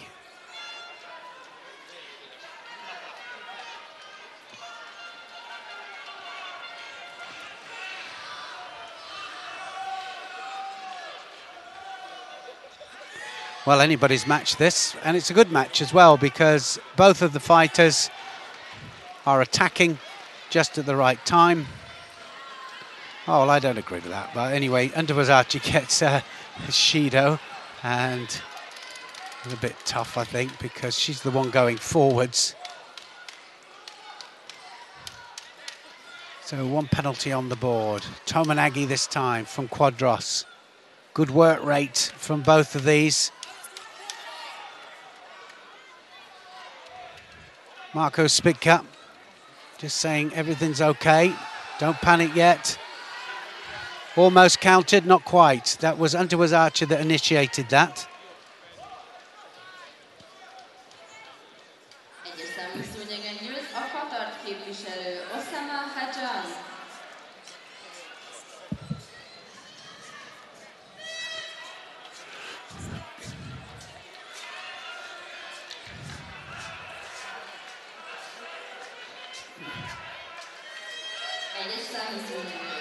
Well, Underwazachi gets the score. I don't know, even I'm just having a little look at the coach there.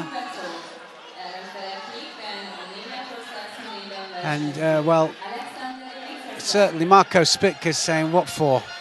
And I need to have a look at it back in slow motion, really, just to see what for. Underwazachi is losing this now because Quadros has got Wazari on the board.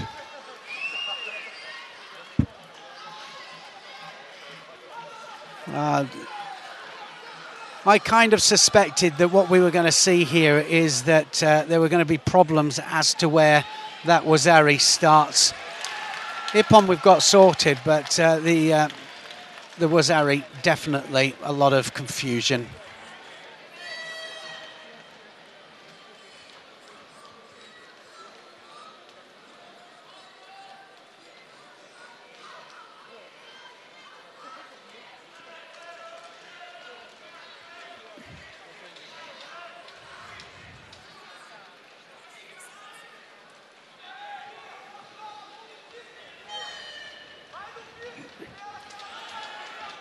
Tatami 2, the winner in white for Great Britain, Amy Lucy. So there's one score on the board. Still want to see that one back in slow motion. I'd like to see them rub that one off, that particular score. Are they going to do it? I don't quite know what they're talking about here. On Tatami 2, it's second round for women under 63 kilo.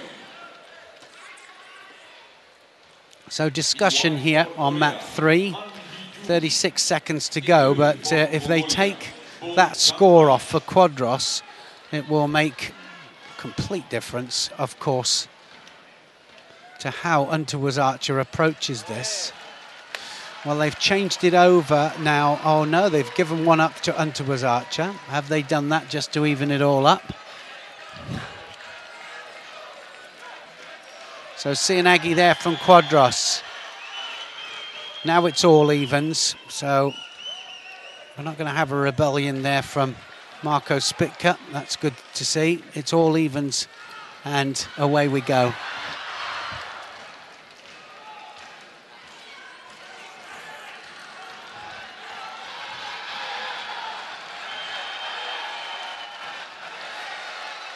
Yoko Tatami, and good attempt there in the last 10 seconds from Untitled.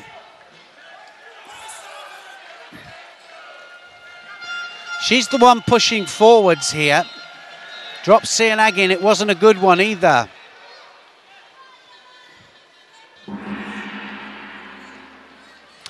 So into golden score. Just Hajime straight away. Untitled trying to catch a breath here.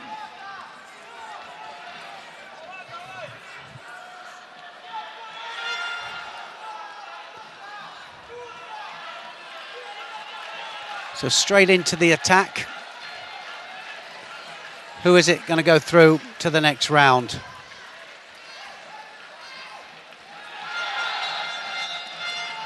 Oh no, it's gone away from Quadros. Has caught Untitled. Untitled made a mistake there. And Marco Spitka, well, in despair.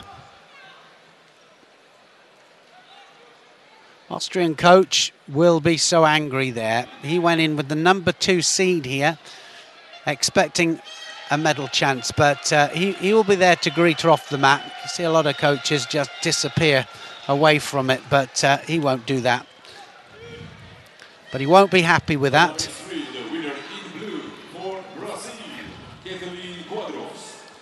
Untitled initiated, and good counter from Quadros.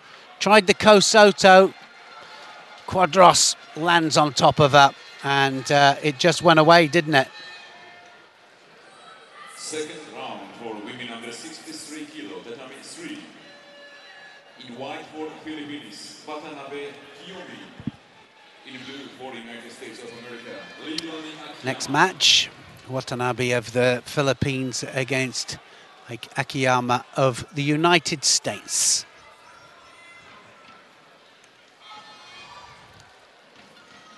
Akiyama is in blue, big arm over. Akiyama around the back, looking for the Uchimata. She's been countered.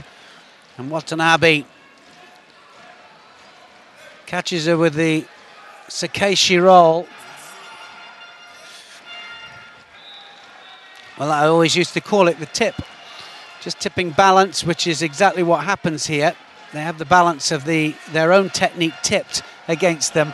I asked the Japanese and I said, what would you call that? And it's Sakeishi for sure. Uchimata Sakeishi, just a variation of. Sumageishi this time from Akiyama. Akiyama, can she pull this back?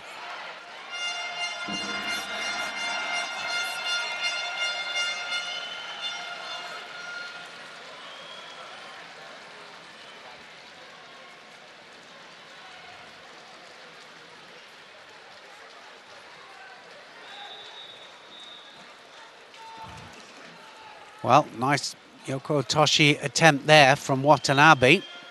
And now directly into the attack here. Is she going to go for the Jujigatami? She might just. Is she going to slip it? Still has a leg trapped. So good newaza as well here from Watanabe. Ties up the top. And she's tying up the arm there. Then she gets the leg out and into the hold down. She goes. She just needs to readjust the balance here. And of course, Akiyama of America here having all sorts of problems. Osai Komi called. Well, Togata.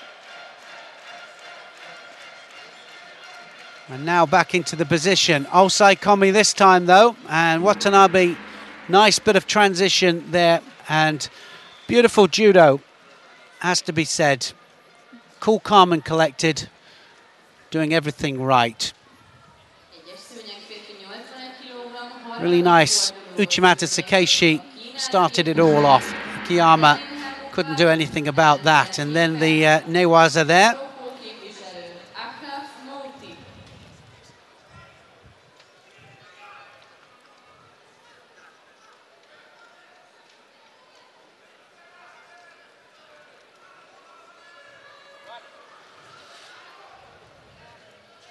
Well, that puts her through to the third round. One more match, but she's obviously she's got Quadros before that, but I mean could take her into the quarterfinals. Can you imagine that? That would be amazing for Watanabe. Watanabe of the Philippines on a run. Winner by Ippon. This is how it started.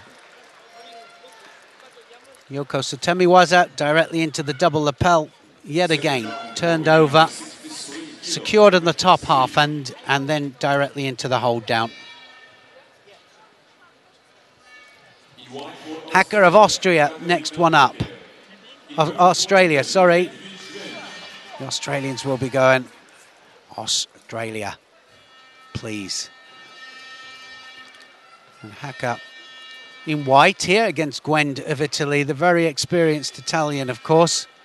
Came out all guns blazing in the first round.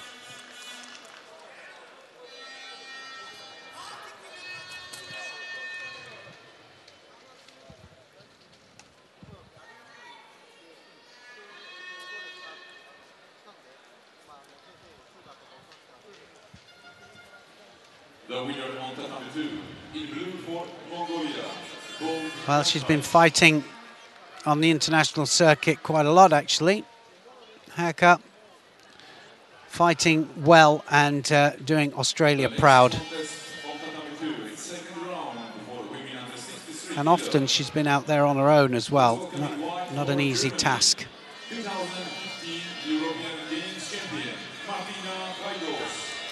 Tries the Tomonagi. She won't get away with that again. She won't be able to just drop there without controlling with the hands.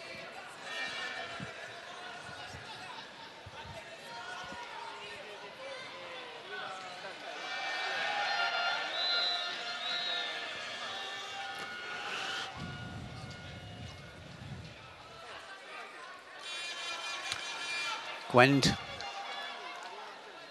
very, very busy. Goes off the sleeves for the Sodi, Sotokomigoshi. Drops Seoinage as well. Finding it very difficult against the awkward stance of Hacker. Big right arm round the back. Well, now they've both got the grip, they've got to attack. Must put one in. Tapping away at the legs won't be enough. They'll get stopped in a second. Both of them will be penalised.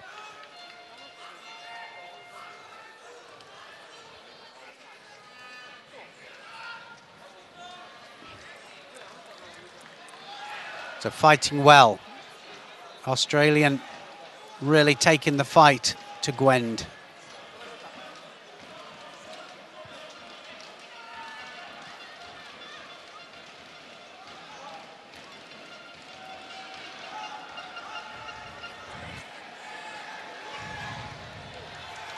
Now we're going to see a penalty for Gwend, ducking underneath.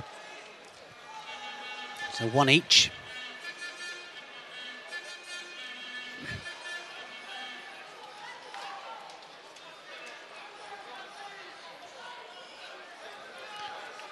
Again, just hooked up and gripped up, should I say, and just tapping away at the legs. Not enough. Just stop them both, give them both penalties. That's it. Both of them, well, I thought both of them were doing the same. I thought Gwend was exactly the same there. I didn't think she was doing anything at all. That is, though, Ouchi, and she's going to get a Wazari for that. It was slow motion with the roll there, and Hacker just went over onto her back.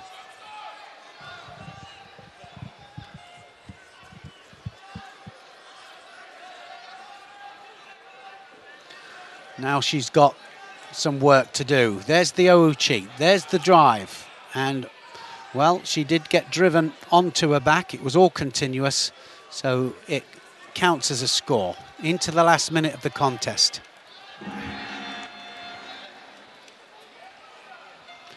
Has to get away from the edge, Gwend.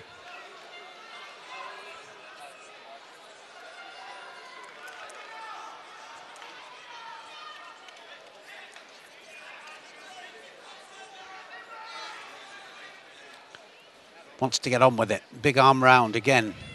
Gwend just managing to parry her off, and with 30 seconds to go, how much time can she waste on the ground? None. The referee says no, I'm not having that. You're standing up. Positive and progressive, remember, they're the two key words.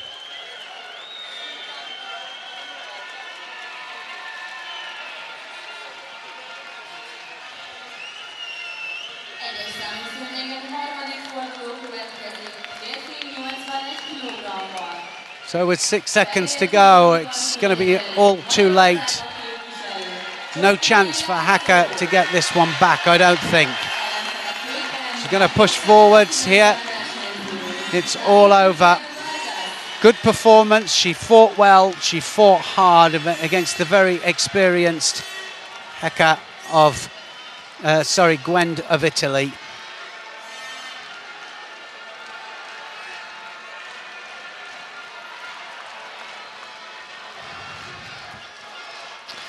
Gwend goes forward then.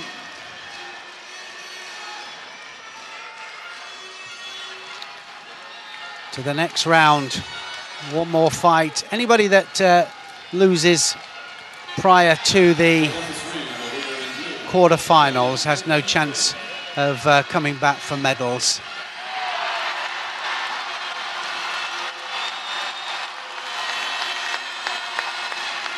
The next fight, Ozdoba of Poland then up against Hermansson of Sweden.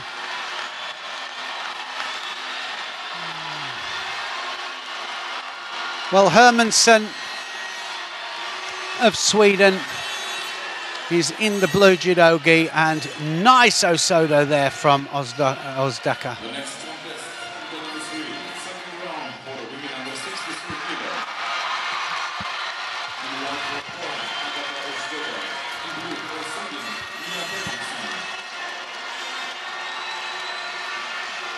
Ozdoba looking for the sleeve. She's got Sinegi on the left as well. Ashiwaza, nice Ashiwaza, almost. Well, gets a Wazari for it. I don't know, I need to see that back, see how she landed on her side there.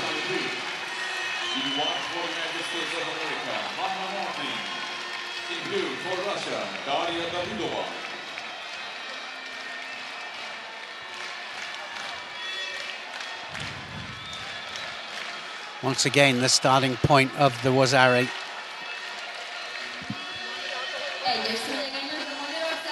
In question is what I mean.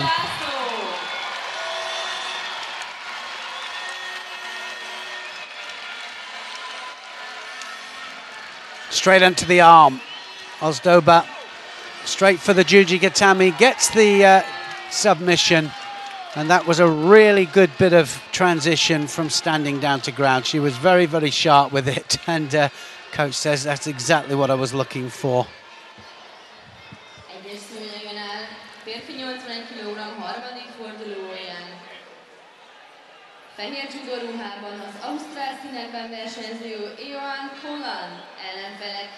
Ozdoba of Poland then. Are we going to see the replay? Probably not.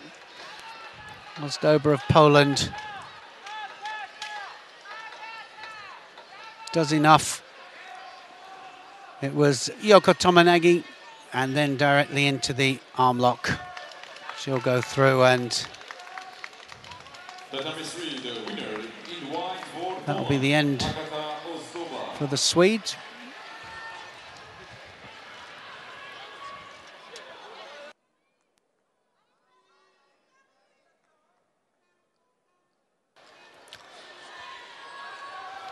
So one of the big medal hopes here, former world champion,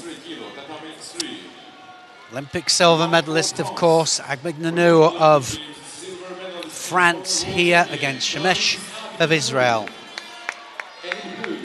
So exciting, she'll be all guns blazing right from the off here. Agbegnanu, oh, wow, look at that, the power that she hit the ground there, and I'm not so sure that the points of the shoulders hit the ground, actually. I know she hit it hard. But anyway, they've allowed the upon.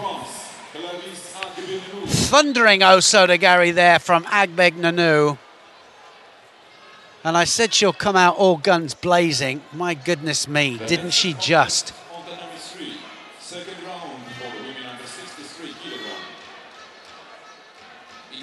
Osodagari.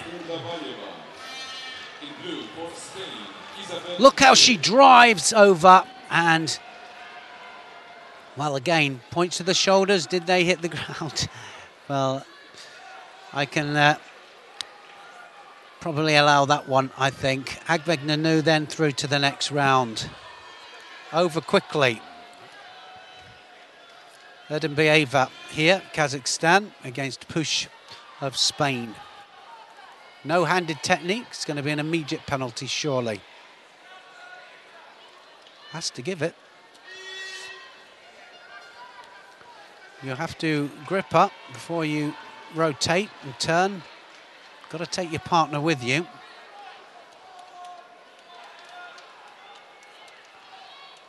Erdembieva wants Shido down straight away. She's wearing white. Now, Osodagari there. Spanish almost in there with that Osoto. Now the Ouchi. Two big attacks from Push.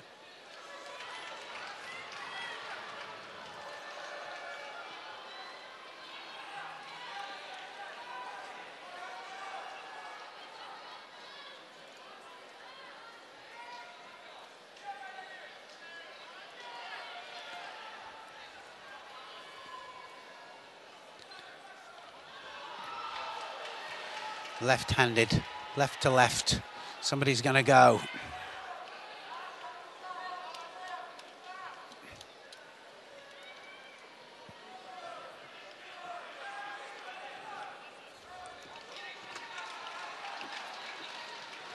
So anybody's this. I think that when they're hooked up, left to left,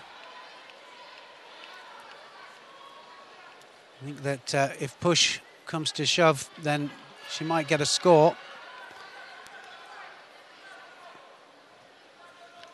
Now can she get the leg out? Erdembieva.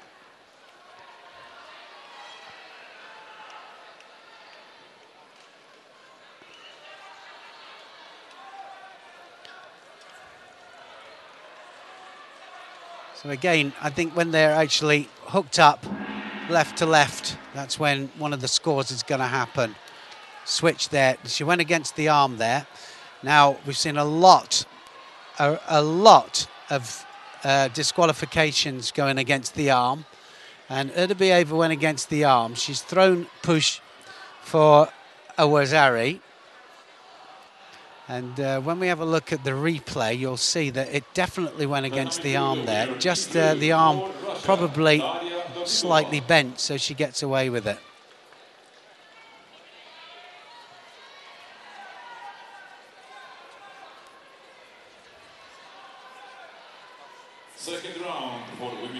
Well, it's gone to, they're having a look at it. The video referee is having a look at that score.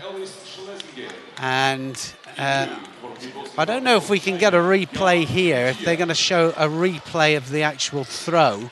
But Erdembieva went against the arm.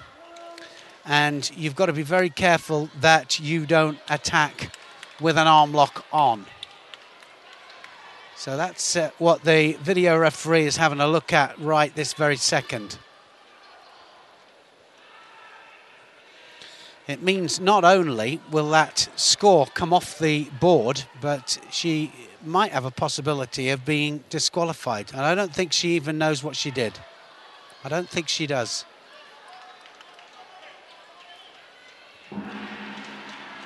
As I said in the commentary, a lot of disqualifications with this exact technique.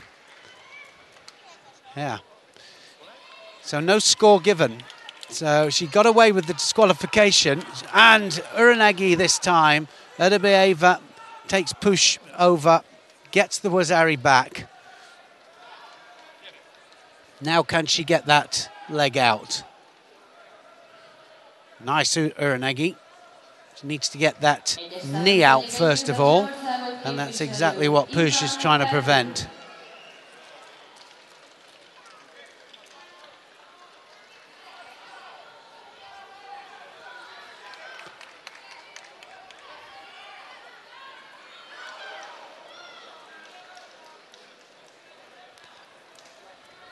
Sasai, and Wazari scored there for Push. Beautiful Sasai to Tsurukomiyashi, and right the way over.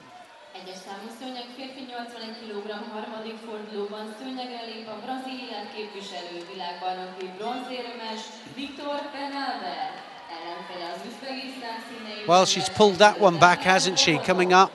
Oh, she's been given Ippon. Push has been given Ippon for it.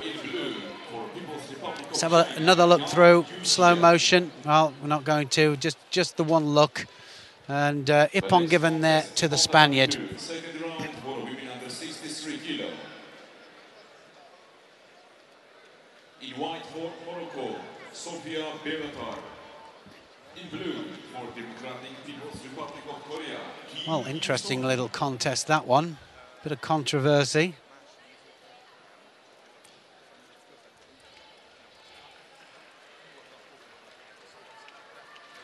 So Makikomi from Push.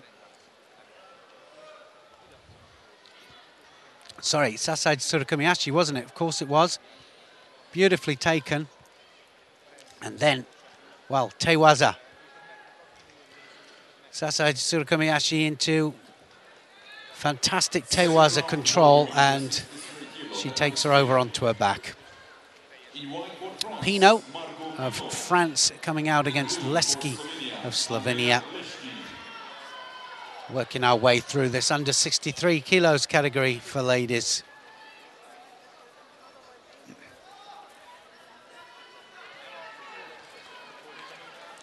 We've seen a lot of different situations here at this World Championships. We've seen some great technical judo.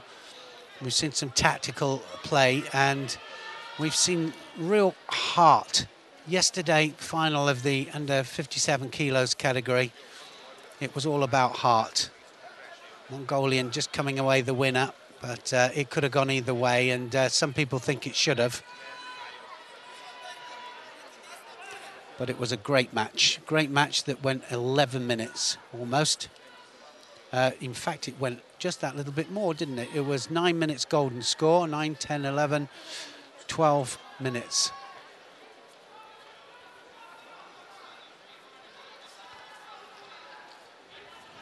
One minute gone, no score so far. Well, one thing's for sure, Leski of Slovenia is going to be fighting so hard physically. She's the physicality behind the Slovenian team, all well prepared. Never stop fighting, always coming forwards. Not the most technical of teams, but certainly one of the most physical. Yoko Tomonagi by Pino, straight in for the arm lock.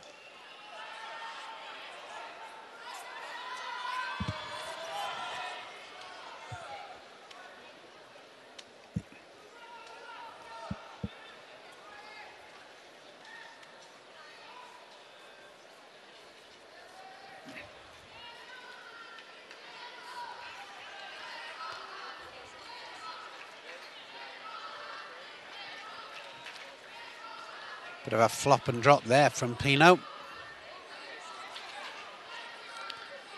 Really have to take your opponent with you. You've got to make sure that you have good control with the Kumakata and that it controls all the way through. Left Uchimata there from Leski.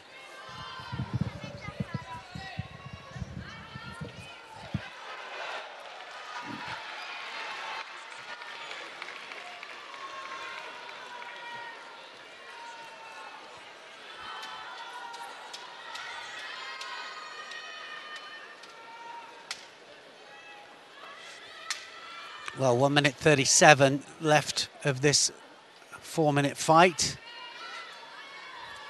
No penalties on the board, just attacking at the right time. Drops Sianagi this time, Pino.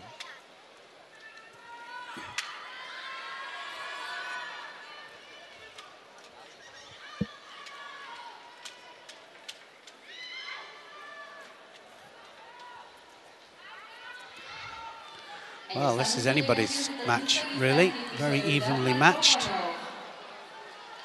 Going toe-to-toe and attack for attack.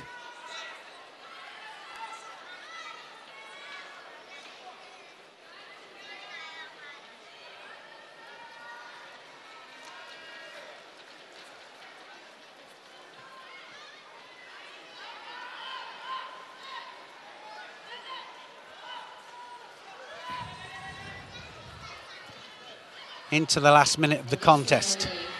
One score, any score, will win this match.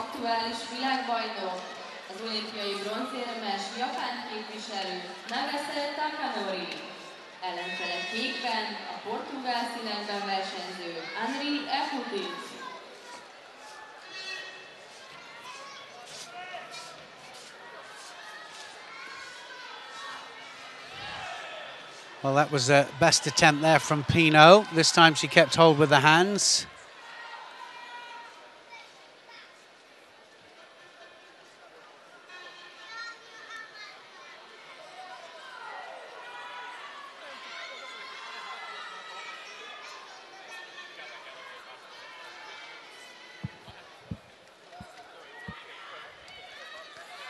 Now starting to just climb on top a little bit here. Leski is going to have to attack, otherwise she will receive a Shido. Coming up to golden score.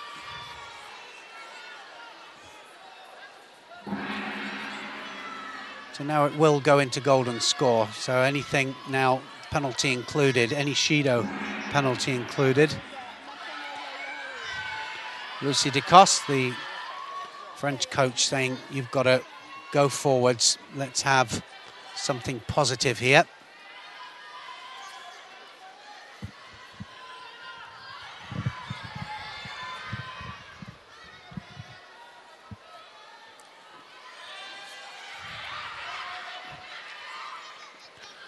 Well, again, it's Pino that's really taken the fight to Leski.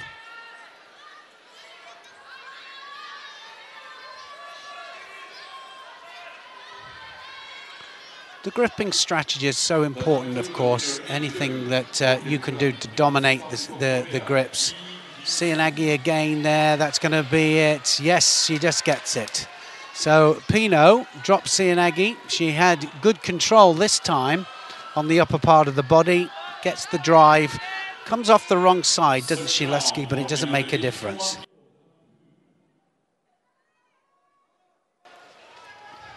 In white for the Netherlands, 2015 World Junior Champion Frank David, and in blue for Poland, Damian Smarnowiecki.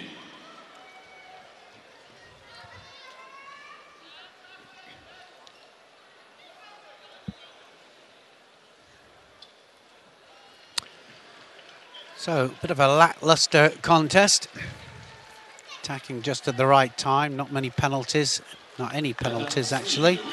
Then this drops Cianagi that rotates her opponent just off. I don't very often say the wrong shoulder, but I think on this occasion it was the wrong shoulder. But anyway, enough for a win. Nerva of Finland next up, Saldorj of Mongolia, her opponent. Saldorj, the winner in the first round.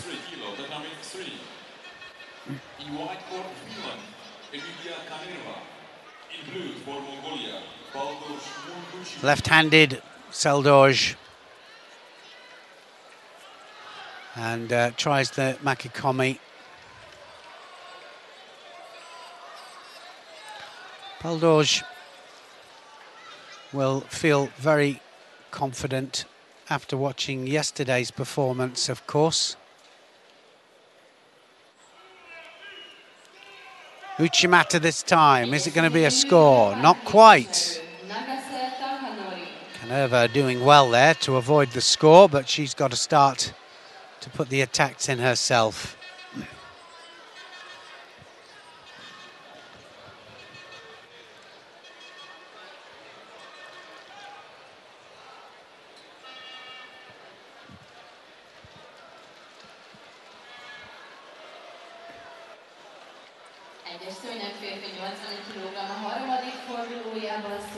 So Canerva now can't stay there. Baldorj trying for the shimmy waza. Such physicality from the Mongolians.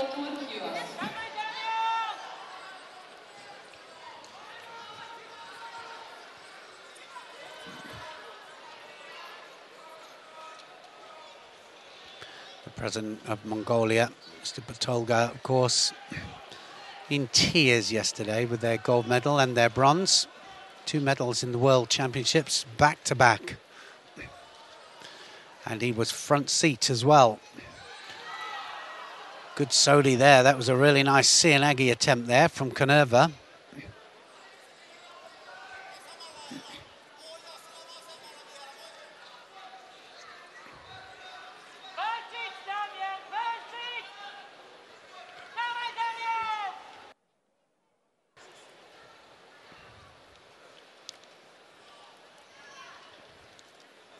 Still no score on the board, just coming up to the halfway mark. Now Osodagari. Can't quite get the rotation, can she?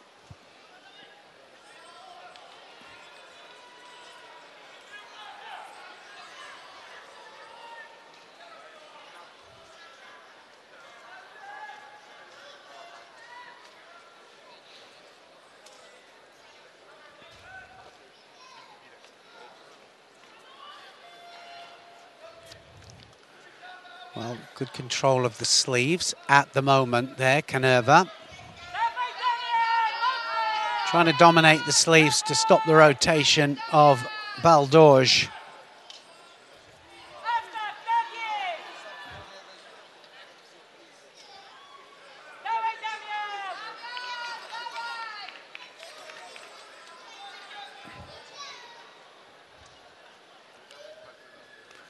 Coming up to the 1 minute mark, 3 minutes gone. Any score on the board. Nice Ashiwaza this time onto the other flank. Sodi Sorokamigoshi there from the Finn.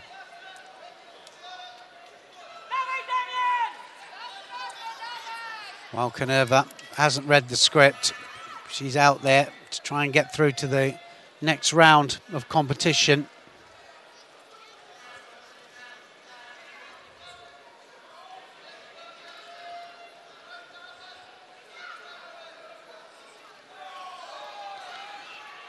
And just falls on her back there.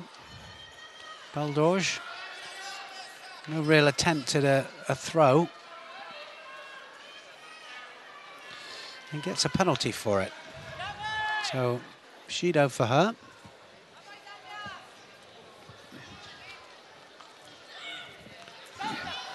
Now then, not quite. It's got to be the top half, don't forget. Doesn't matter about the legs, but it's got to be the top half. Top half, and the side has got to make contact with the mat, and there can't be an elbow in between either.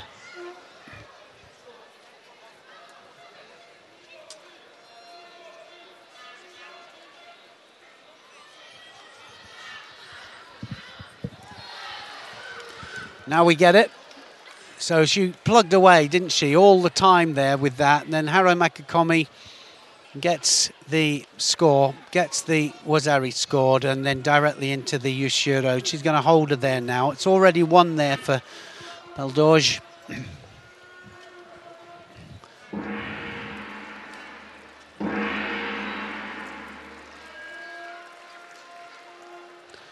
So she's going to go through to fight Pinot of France. And the winner of this next round for the under 63 kilograms category will go through to the quarter-final stages. But before we do that, we've got one more round of the under 81 kilograms category, Pool D that is, and we're going to hear the crowd start to pep up because Ungvar is just about to come out. There's the score. Plugged away all the time for that, directly into the Yushiro Kesakatami. Couldn't do anything about it.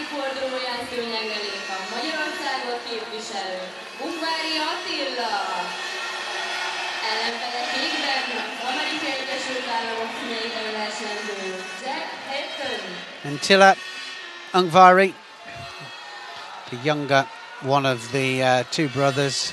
Of course, we saw the other one a bit controversially going out of the tournament yesterday. And Ungvari wearing white here. Hatton of the USA had a fairly comfortable run through. Just a little bit of throwing practice with his Uchimata and his Tatami, but he won't find it so easy on this one.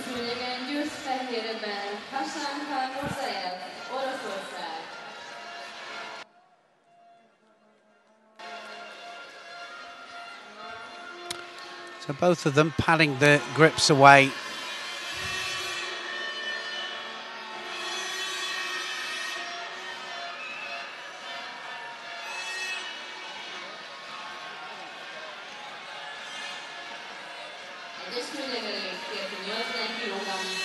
Well, Ungvari starting to go to work now just a little bit and looking for the Sangaku.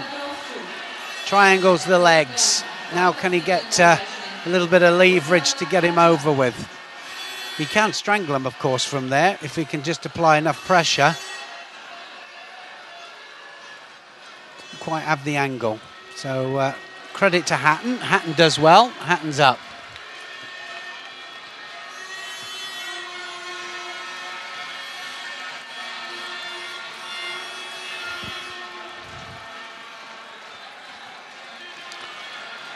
Big arm over the top there from Ungvari.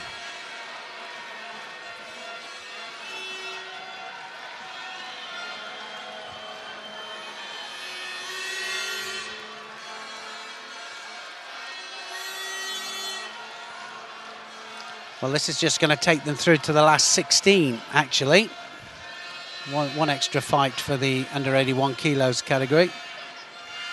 Onto the sleeves. Nice, strong control of the sleeves, but need to attack off it. Nice Tatami set up there from Hatton.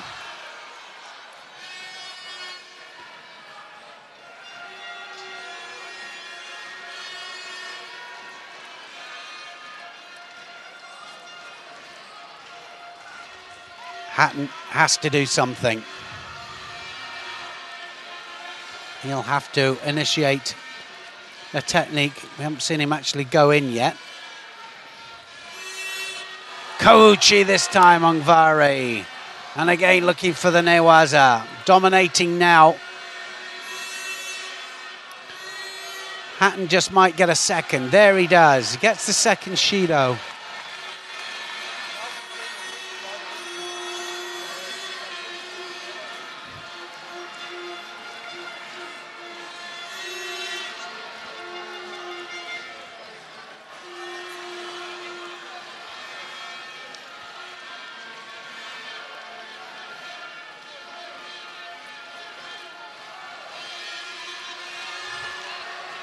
Now starting to liven up, and of course the crowd loving this. Onto the sleeves, Ungvari looking busy. Good attack from Hatton.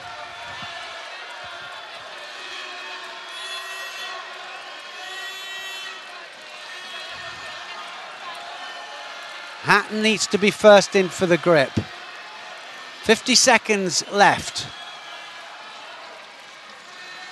Not over without a score.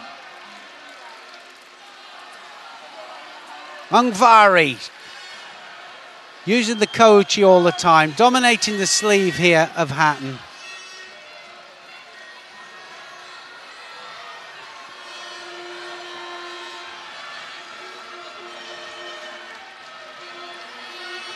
His brother Miklos, one of the nicest people that I know, and most respectful as well. Oh, Kouchi, was it? Straight in for the Shimiwaza as well.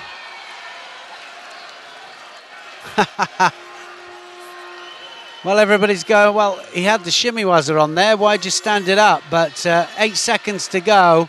Still going forward, Hatton. Good fight from him. Oh, now then, that was on the bell. That was on the bell there, and he gets the Wazari. Ungvari's done it, and it literally was on the bell. Let's have a little, well, when we get the replay of that, we'll have to see as to whether it was mate before the bell. Because otherwise it could go into golden score. That is, if she dare.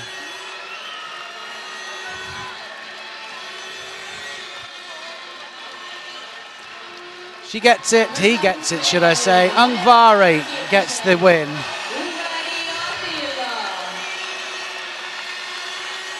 So it was a Sakeshi movement, Tewaza, that did it on the edge, just on the bell. Uses his hands to Tewaza his opponent over. Sumio Tosh variation, you could say, and we've seen quite a few of those at this tournament. Great stuff.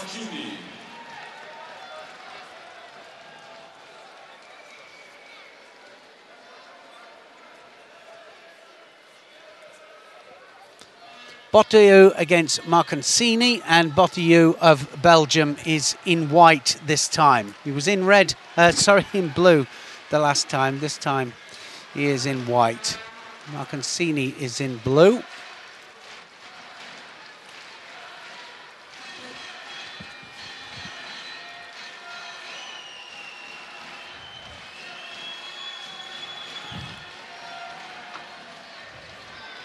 I think both of them realise that they've got to buck their ideas up just a little bit lacklustre in their first round matches.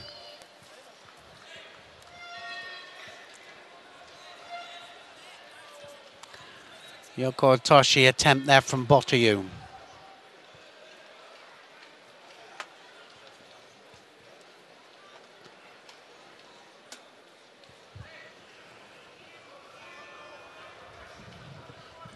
Marcancini just on the defensive.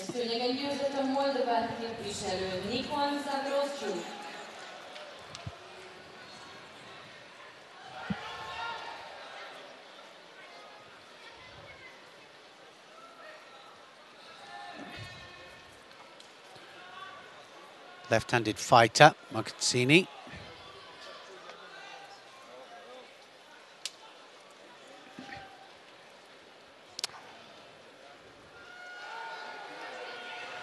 Well, each of the days actually at this World Championships have their own different flavour to them. Very technical on day two. First day, I thought, well, a bit of a mixture of both. Yesterday it was definitely all about heart. Heart passion. There wasn't a dry eye in the stadium. Certainly not Mongolian anyway. So Marcancini trying for the Tomonagi.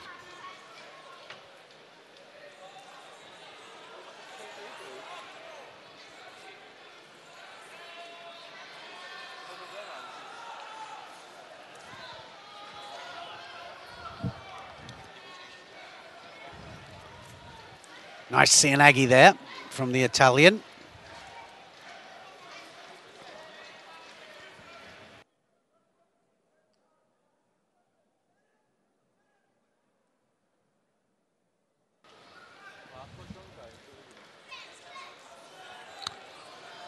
Looks to me to be struggling just a little bit, Marcancini. You can never tell whether that's just a little bit of nerves. That can contribute, of course.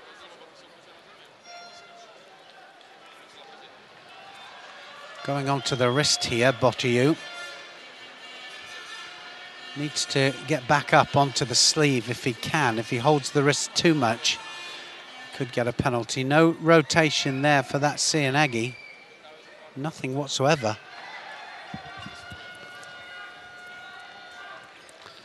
Well, certainly for me, Bottiou looking to find it difficult, as if he's finding it difficult to find form. Normally much more coordinated, a lot sharper into the attack as well.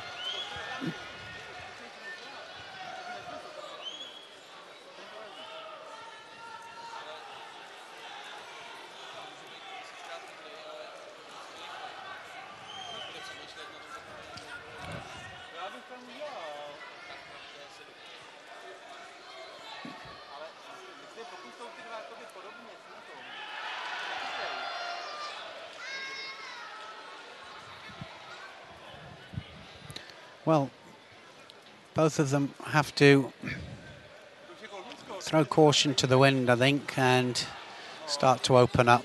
Bottiu still no nearer. He's just got to attack now because he's a couple of attacks down.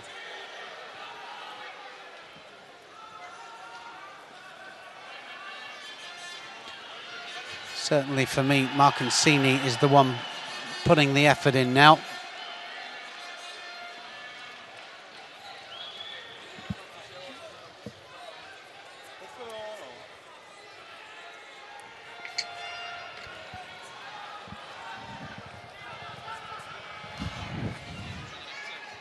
So 10 seconds to go.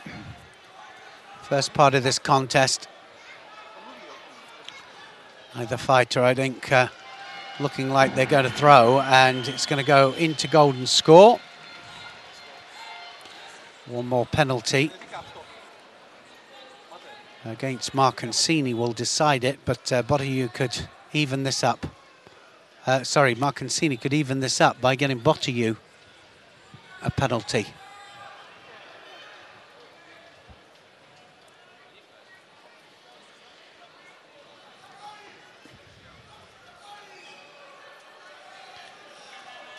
Bottiu just about to get a penalty here. Now, his head was down, and now totally different. Oh, saying that, Sodi.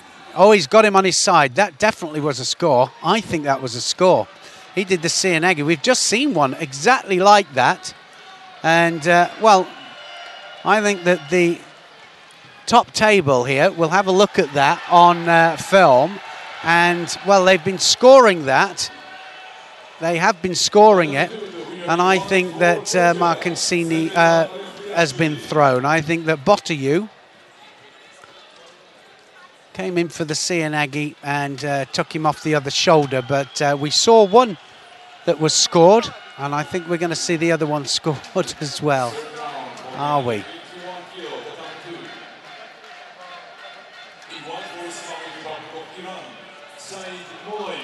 Definitely they're having a look at how he came off that Cianagi. Doesn't matter which shoulder that you come off at, but certainly as you do come off, if your side hits the ground, they've let it carry on. So, very lucky there. Marcancini was really lucky. Benefit of the doubt, but there shouldn't be any benefit of the doubt. Actually, it's either a score or it's not a score. Cianagi. Marcancini this time in.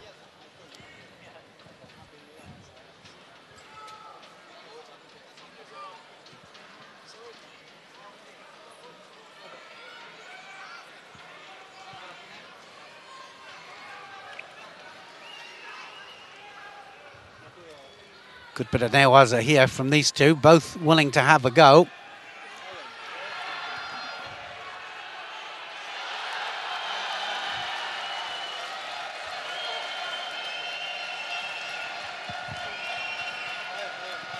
One minute 22 and counting upwards. Cianagi, Bottiu. This is going to be a long, hard day for either one of these, I think. Now, can the Italian tie it up? Bottiu, definitely. Doesn't seem to me as if he's got anything left. You can see there by the look on his face here, he's ready to give this up.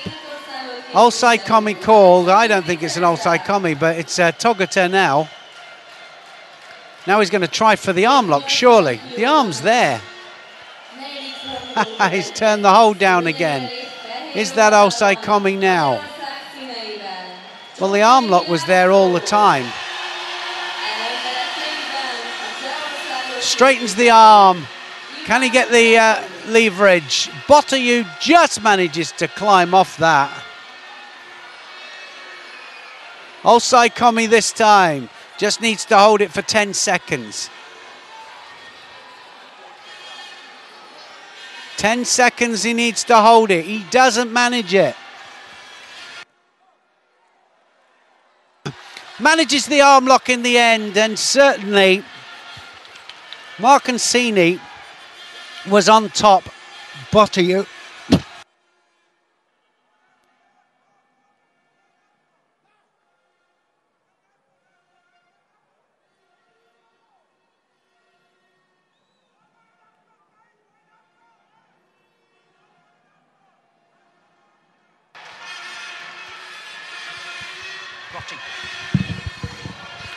Well, Bottigue didn't have anything left there at all, did he?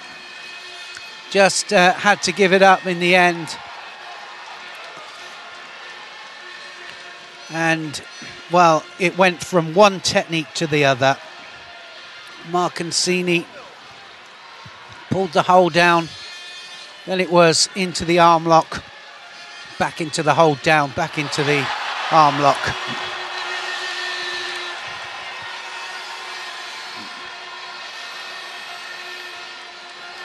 There's the Osai Komi. Now he comes onto the arm and gets the submission.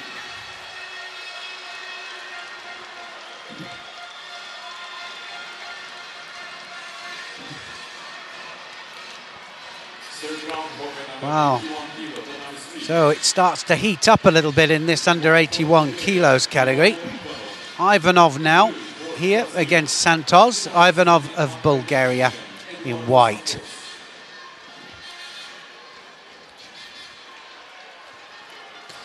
Certainly looks to be the Ivanov of old turned up here. He does take chances, Ivanov. He'll be looking all the time. Variation of Kataguruma there, without touching the legs, of course.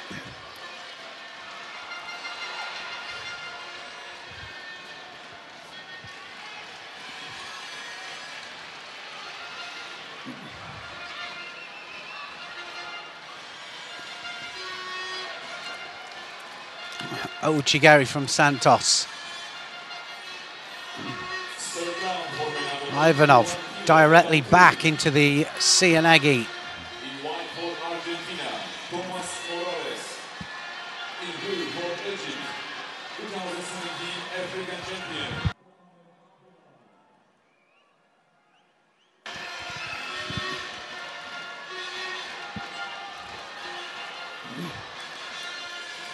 So good match this one. Who's going to initiate first?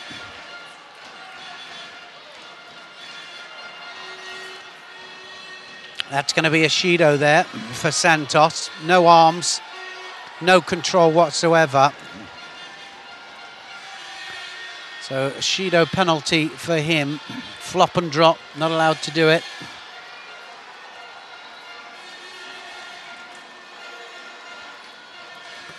Uchimata from Ivanov.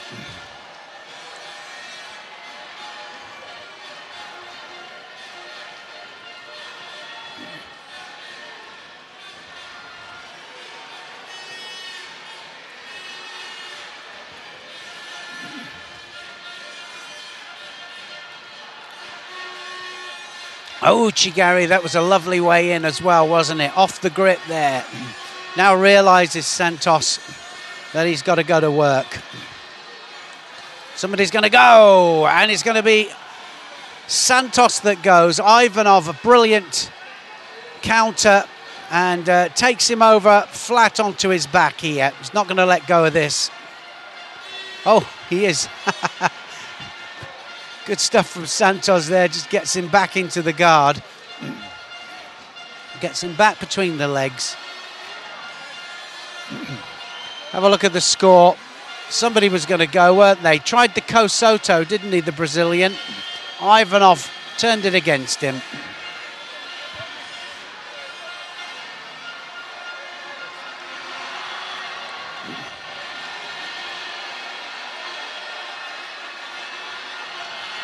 Arm over the back here. Santos won't be quite so keen to do that same technique again. Ivanov looking for the counter.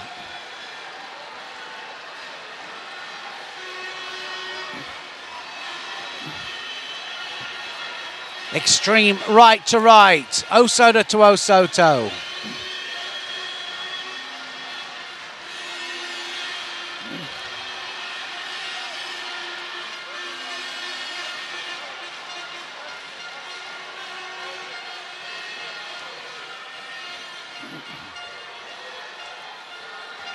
Into the last minute of this contest.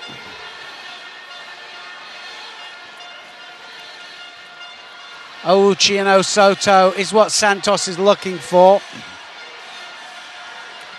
And now Sumigaeshi there from Ivanov. Got to be careful though, because it wasn't a fully committed technique.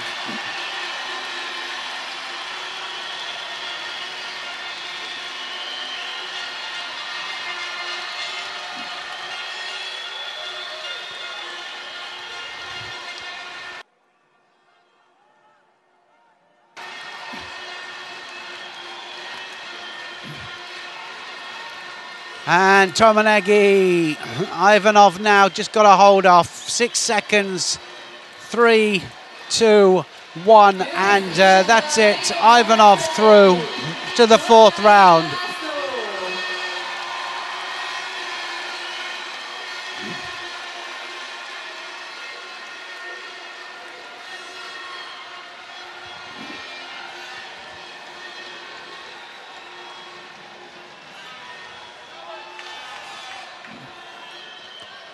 Ivanov through to the next round then. Who's it going to be? Akambata of Mongolia. Possibility. We'll see any second now.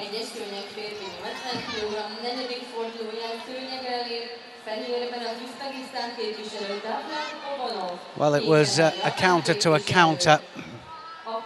And certainly Santos trying to counter Ivanov, who recounters him back to take him over.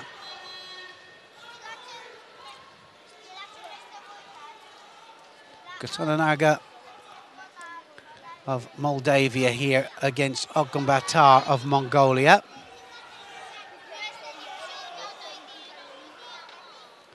Gatonanaga is in white here. In white for Moldova, Dorin Gotonoaga. In blue for Mongolia, Otkonbatar Ugambatar.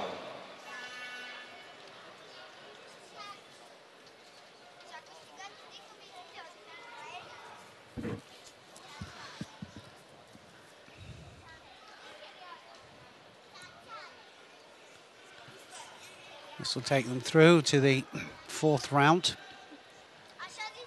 The winner of this has got Ivanov.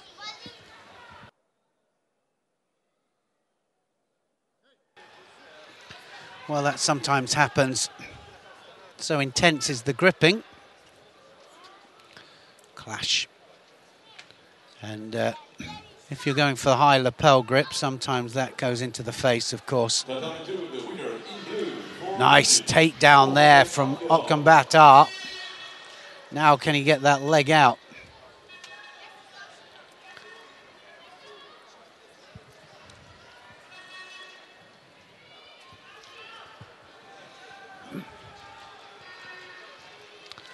Now he's going to try and tie that arm up. Get that leg out. Can he do it? Anything positive, remember. Progressive and positive will be allowed. There's the man that keeps this Mongolian team together.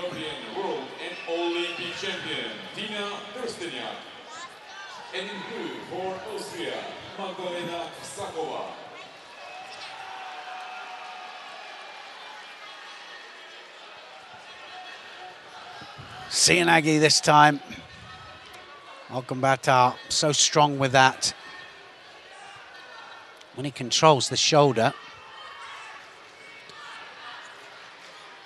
So already a Wazari up here, Mongolian, and now a penalty goes. Gatonanaga.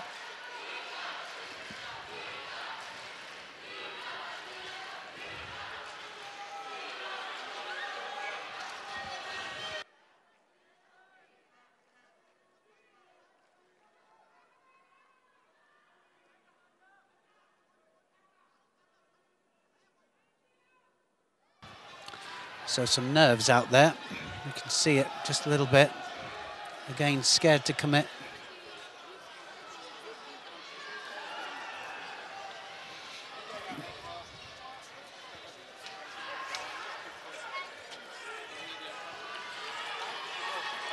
So Gutanaga trying to push forwards. He knows that he's got to get a score on the board. Tries to turn left, and Olgambata can't just rest on his laurels here. Nice one. Yes, gets the score. Wazari again. Second Wazari for the Mongolian.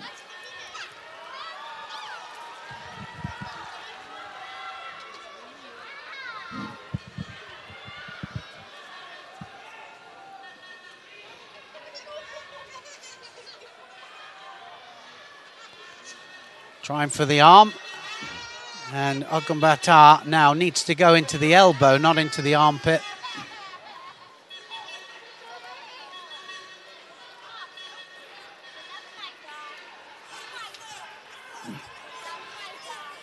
I think that's the same in any language there. I think it's get on your horse and let's see you go. And almost scores there with the Makikomi. Well, Soda Makikomi, wasn't it? Very close with it.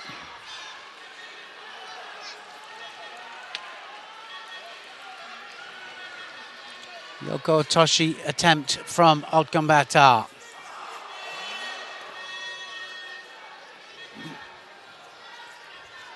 So great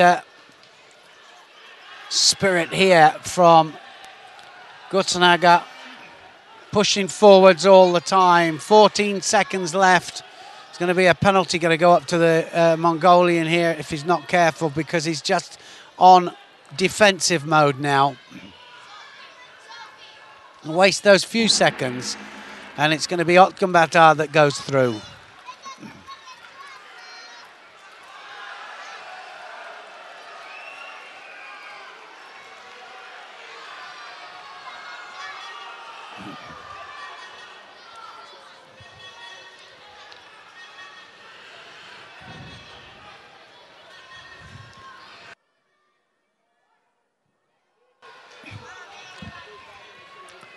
So Mongolia progress in the under 81 kilos category. 2 Wazaris on the board. Here's the first one. Beautiful switch of direction for the Kouchi. And a nice counter there. Kosodagak just takes him over. Just on his side. Second kind of stab gets him onto his side, but it was enough. Back then to the ladies' third round in the under 63 kilos category. Quadros of Brazil here against Watanabe of Philippines, and Watanabe had a good first, well, good second round, should I say.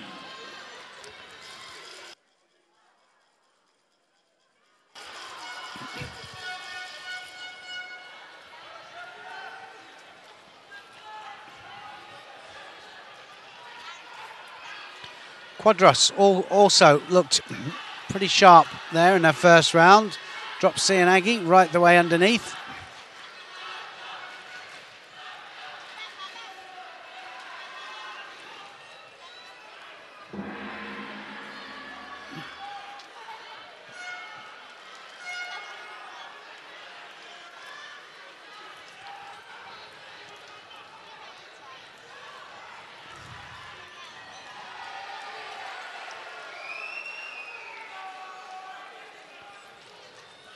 So looking for the turn.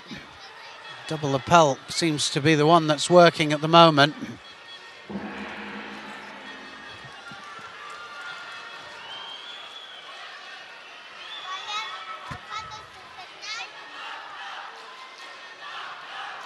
They've got to grip up.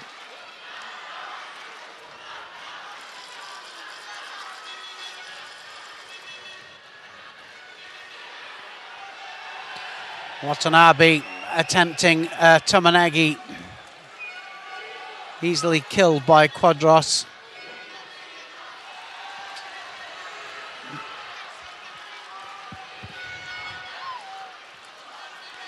Does it again, gets a score this time. That's going to be a Wazari to Watanabe. Second stab at that one. This time she did get movement.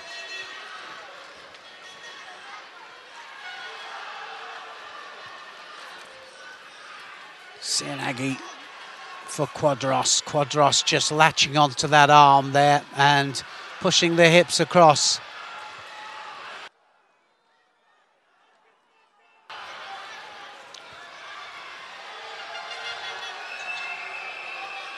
Trying to pin the sleeve of Watanabe, Quadros, but you've got to attack from it. Now she tries the Judo Tatami. It was nice.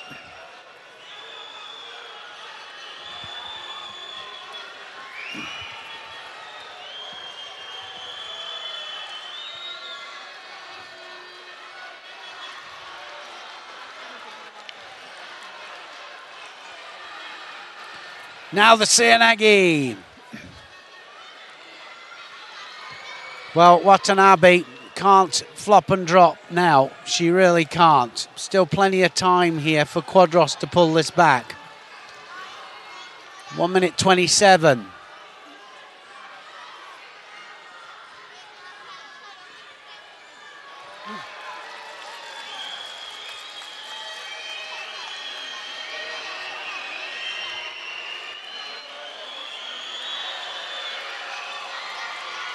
Egyes számú szőnyegen nyílt az Üzbegisztán képviselő, Javlánda Boholó. Oh, look at that. Quadros this time gets the Wazari, pulls the Wazari back, and the Oguruma there just changed the direction of the technique, and Oguruma takes Watanabe over. Does she get the Ippon? She might just have the Ippon here. They're having a little look to see if it warrants Ippon, whether she landed square onto her shoulders or not. Impetus, force on the points of the shoulders for the Ippon might just be that it's all over.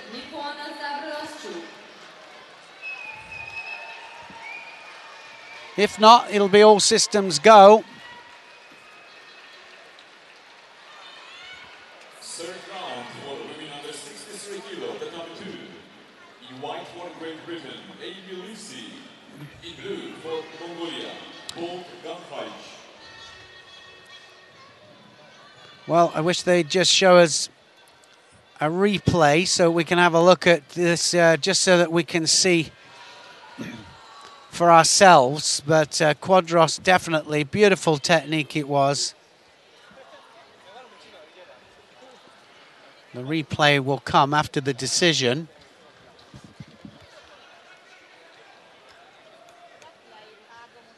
So this goes to the top table now. I'm sure that we have everybody trying to decide. No, it's a Wazari given, so one Wazari each.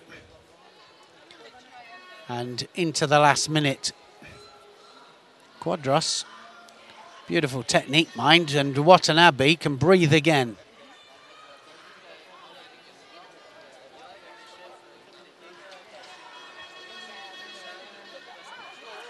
Seoinage and another Wazari. Well, that was a Wazari for me. So a Wazari given to Quadros again. Beautiful Seoinage.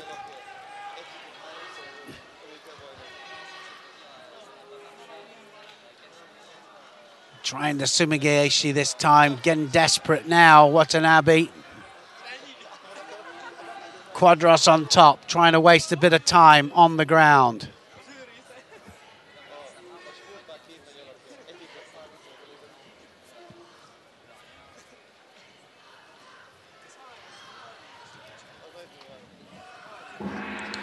So it went away from her, didn't it? Watanabe was in the lead for a while, and then Quadros pulls it back.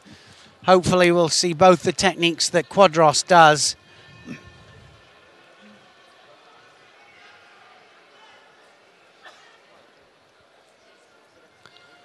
One of them almost warranting the Ippon.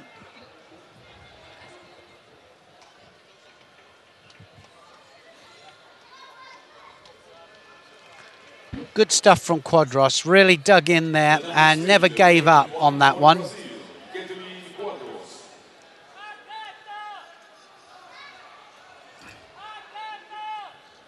Well, I'm not so sure about that. Don't really know what we're trying to show here with this particular one. Either I've missed the plot here. Anyway, thought we might see what all the controversy was about. Well, that was obviously it. So here we go, Gwend of Italy against Ozdoba of Poland. And Ozdoba of Poland is wearing white.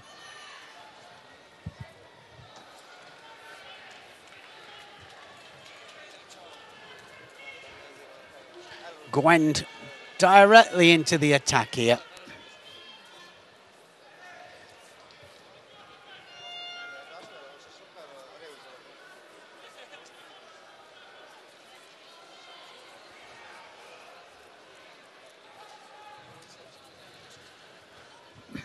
Tries directly for the arm lock. Ozdoba had some success with that in the early rounds.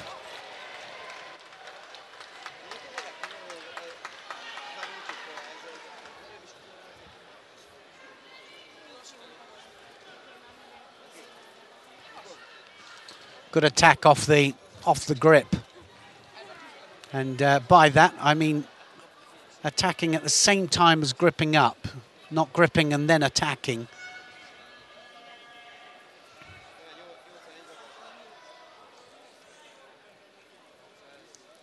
Tries for the arm again. That arm is there. She was right onto that arm there. Now can she straighten it? Needs to, well, she needs to get her head the other way round, which she's doing now. Referee should allow this to carry on, because now she's going to straighten that arm out. That is very, very close there. That arm is coming out. Just needs the pressure on the arm. The arm's out straight, and she's going to submit. Nice Jujigatami there. Ozdoba always threatened with that. Gwend could do nothing about it.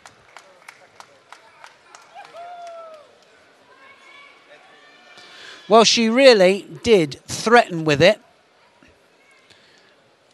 From the standing position, flying Jujigatami, she threatened it twice, and on the third time, should I say, she was onto the arm. Just needed to get her head through the legs, change the position of Gwend, and then straighten the arm out. She was onto the arm. It was very, very strong onto the Jujigatami. Brilliant stuff. Great bit of groundwork there from Ozdoba.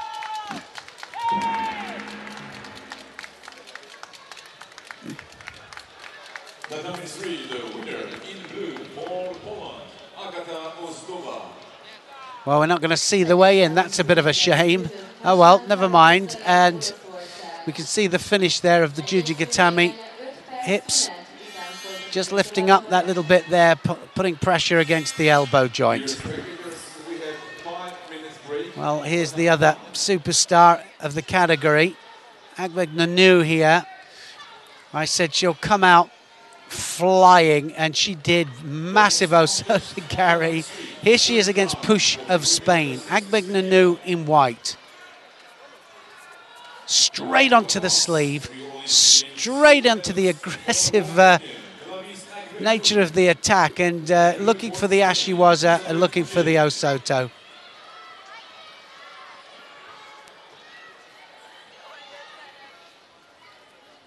Physically so strong, but also very aggressive, Agbegnanu. Well, because of the mate there, called mate, just as she was about to come in for the attack.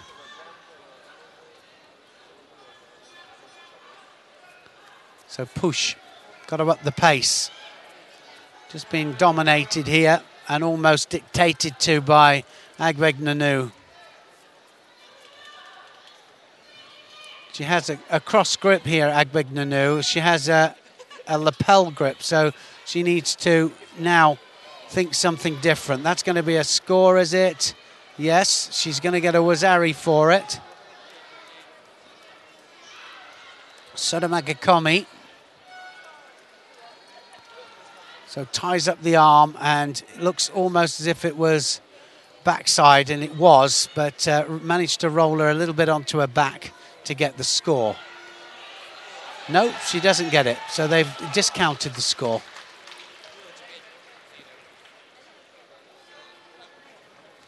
So they've taken the score off because of the backside bit.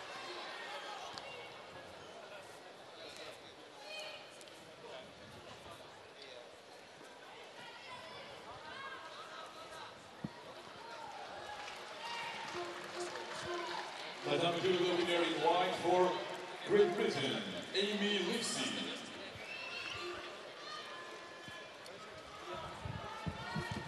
And there she goes again, this time same technique.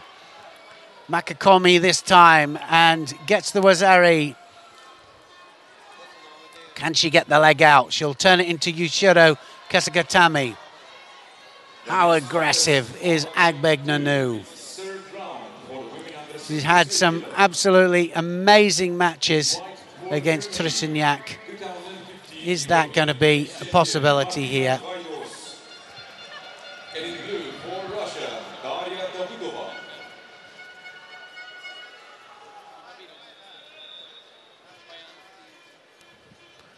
Unintentional, of course. Never is intentional, it's just an accident. Clash here. She went forwards, didn't she, there? Push went forwards, and Agbegnanu just turned in on the arm coming over. She's going to do it again. Watch this.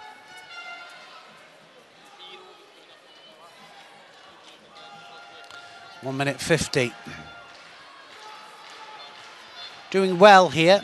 Push of Spain, just to avoid the big techniques, of course.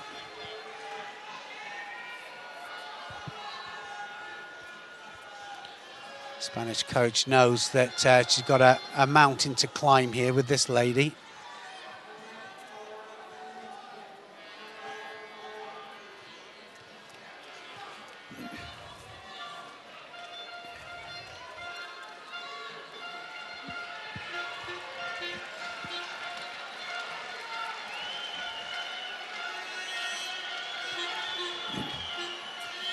Well, now she's going to wrap the arm up again.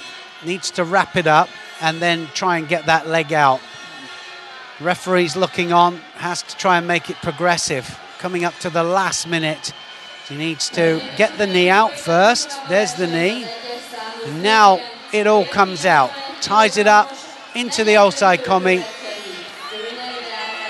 Kamishio Gatami, or Kazure Kamishio Gatami anyway, and oh, she manages to turn out here, pushed as well.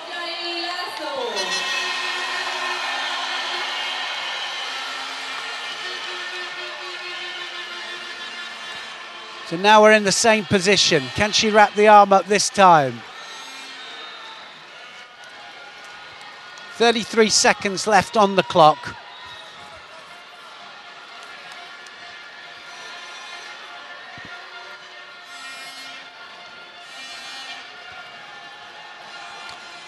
So now coming forward here, push against Agbegnanu, push. Coming forwards.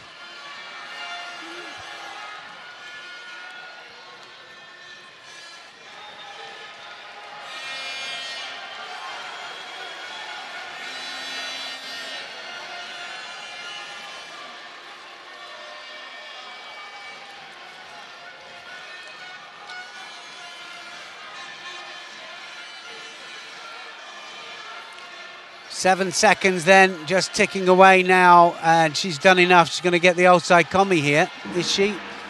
Doesn't need it. Agbegnanu goes through to the next round.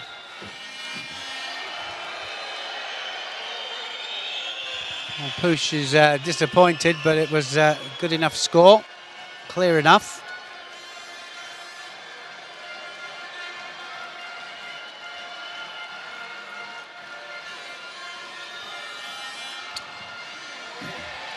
Needed to get to the next round to have two chances. That means that two chances of medals, that is, and it means that Push is out of this event. Extreme disappointment for her.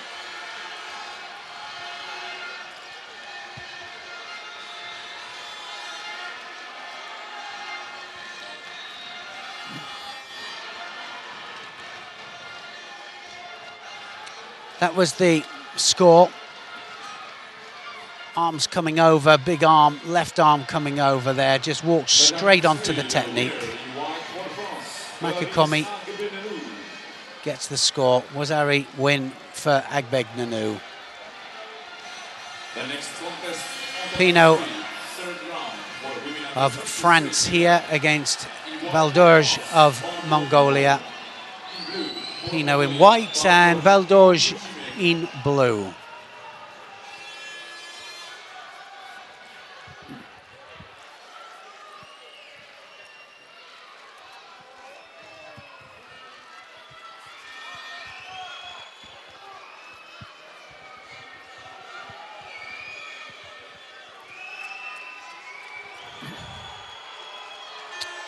So can she get the leg out here? Valdorj needs to tie up the top half. Ooh, fairly close there. Just about to take the knee down, I think. A bit lackluster Pinot in the first round, first fight, should I say.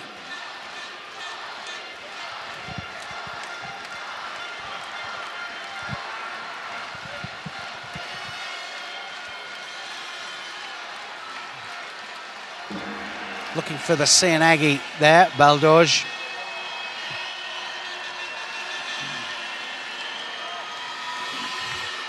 Uchimata this time. Now it's up to Pinot. Pinot got to come back. Oh, this might be on. Shimiwaza's on. She's got it. Sangaku as well. Well, I thought she was round the neck there, and she's looking for the Sangaku Jimmy. She's got it round the neck. And Valdorj just managing to hold off here. Can she get the leverage? Squeezing now, and the referee recognises it. That's a good thing. The pressure's on, the possibility of an ippon, and mate called. Just manages to hold off Valdorj, but that won't have felt very nice at all.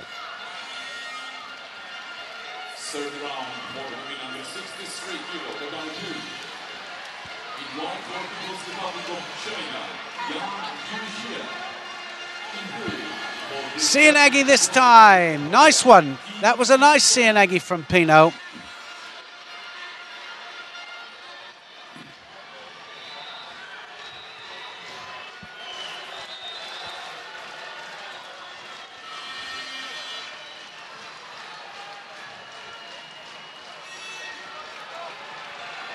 Wow, quite an even match, this one. Both of them attacking. Starting to liven up this competition. It's now come to life.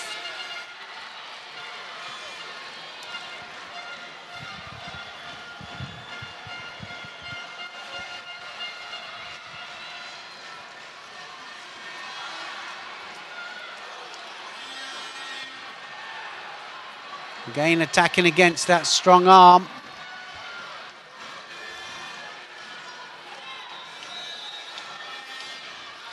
Uchimata, that's going to score. Wazari scored there.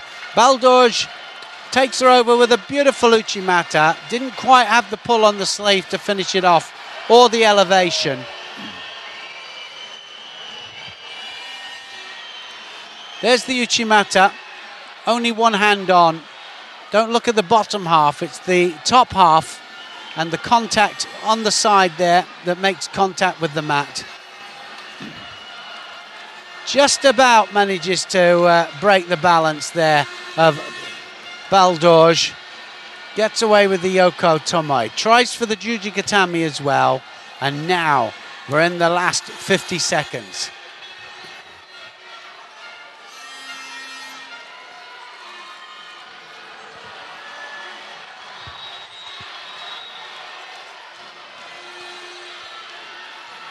Good match this, arm over the top.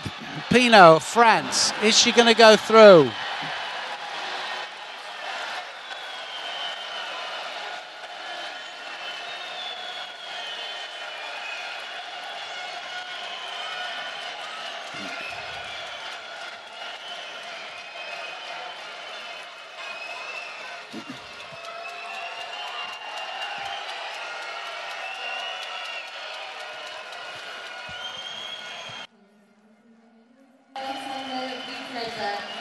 Well, 13 seconds left on the clock, and Baldorge just has a second to compose herself.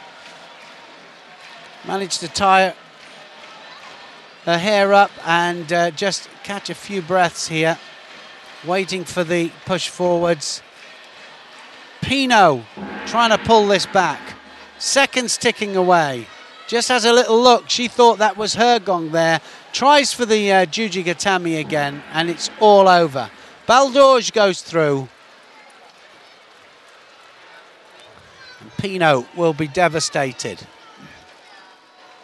Tatami 2, the winner in white for the People's Republic of China, Yang Jujia.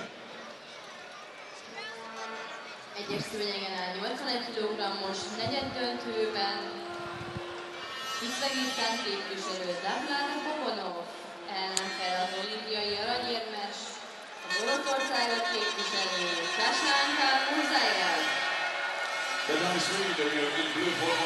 Under 81 kilograms, back to this fourth round then. Ungvari of Hungary coming out here. Marcancini of Italy, his opponent.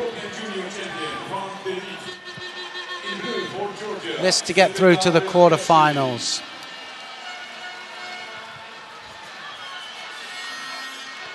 Ashiwaza straight away there and took him by surprise there. Marcancini went down.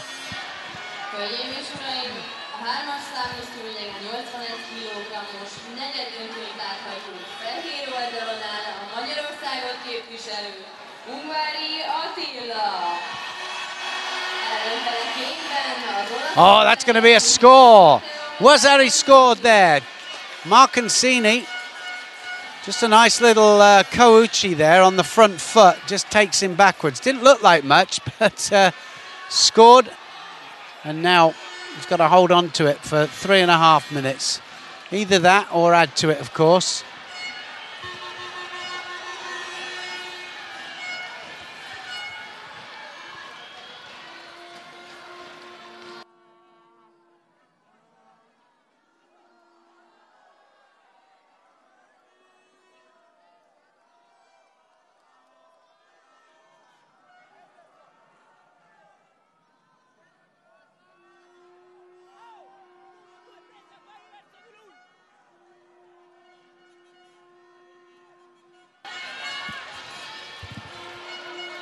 So Marcancini then ahead here. 2 minutes in, Ungvari now sprung to life. Of course, he's got all of his supporters up there. The whole of this crowd, well, not the whole of it, but almost all. A lot of visitors, of course, from all over the world come to a World Championships, but the one advantage he has is that he's got home support.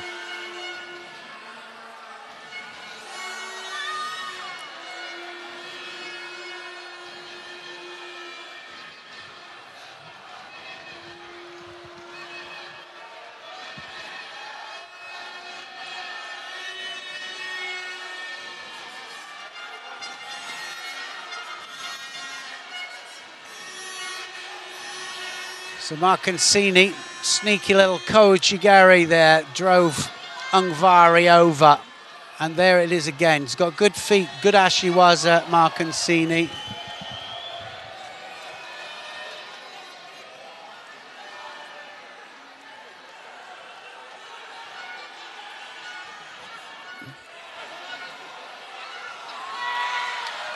Now, is that a score? That was very close as well.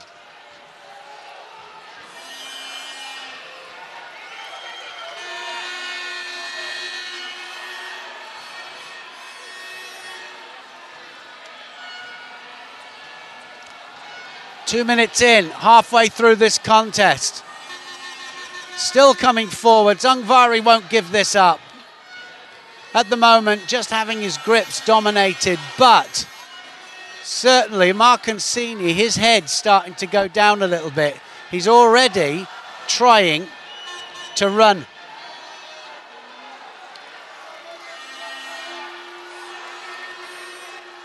That's not a good thing because it means that Ungvari could pull this back. This is where Italian tactics comes into play. Gets a penalty. That's the first one. Tries the same kind of Kouchi here.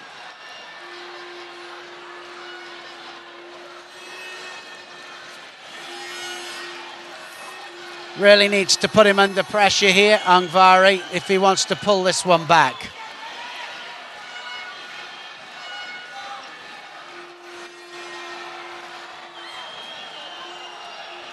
Too far away, it still is. 1 minute to go. He's on the belt, Ungvari, has to go in. He's holding the belt too long. Well, he's on the belt there, far too long. Should be a penalty straight away for Ungvari. Well, he doesn't get it. I can't believe that. He was on the belt there for probably 20 seconds. That's going to be another score. Was Harry there? Marcancini.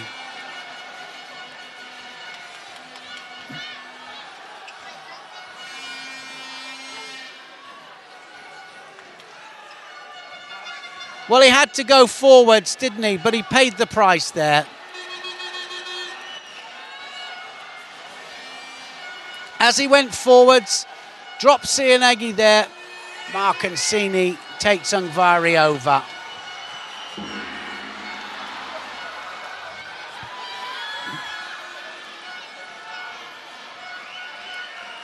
Tominagi this time. Marcancini now. 2 Wazaris on the board. 1 penalty as well.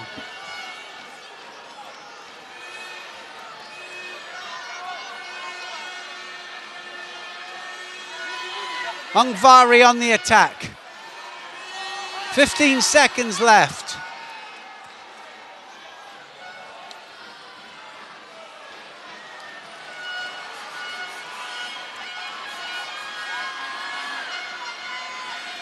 Tominagi! Great technique under pressure there. 3 seconds left.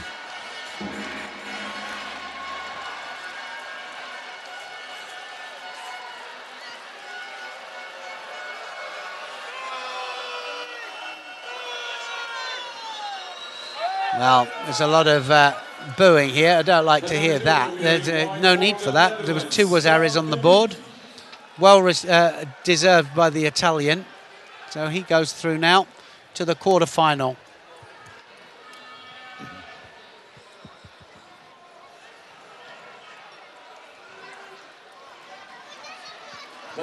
Good match. Well done, Ungvari. Always great in defeat as well as victory, and as he came forwards, Kouchi, very sneaky little Kouchi Gary there, took him over.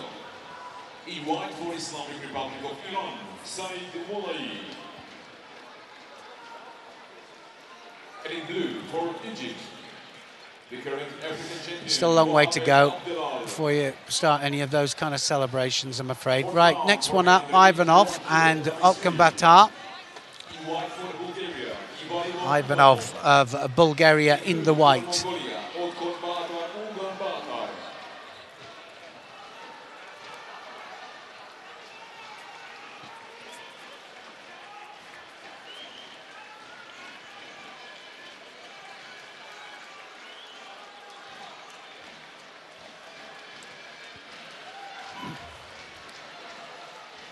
Both of these will want to open up because they're good throwers, and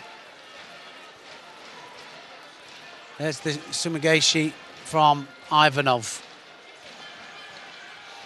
Ivanov opens up the account.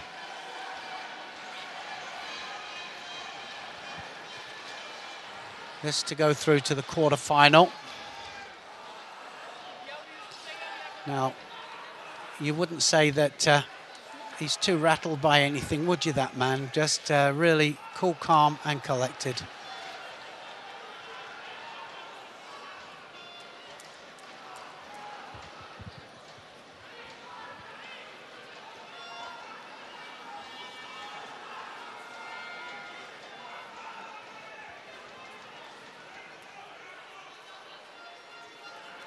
Uchimata Ivanov.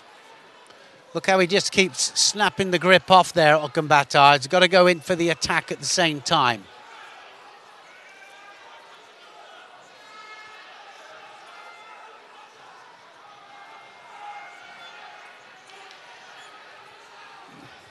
Once Judo goes up to the Mongolian.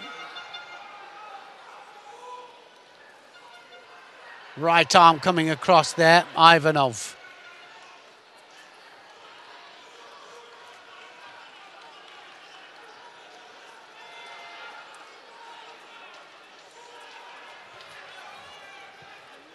Strong gripping. Oh, drops in Agi Ivanov.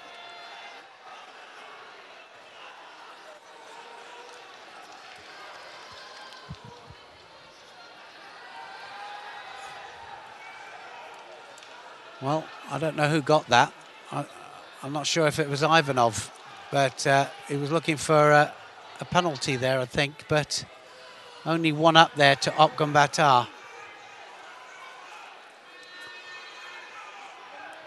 Takes the big right hand of Ivanov straight off there, Okumbatar. Doesn't want it on. Tries the Kosoto. Now Ivanov needs to climb up, tie up the top half. Oh, he's almost in the Osaikomi. Almost. Okumbatar made a mistake.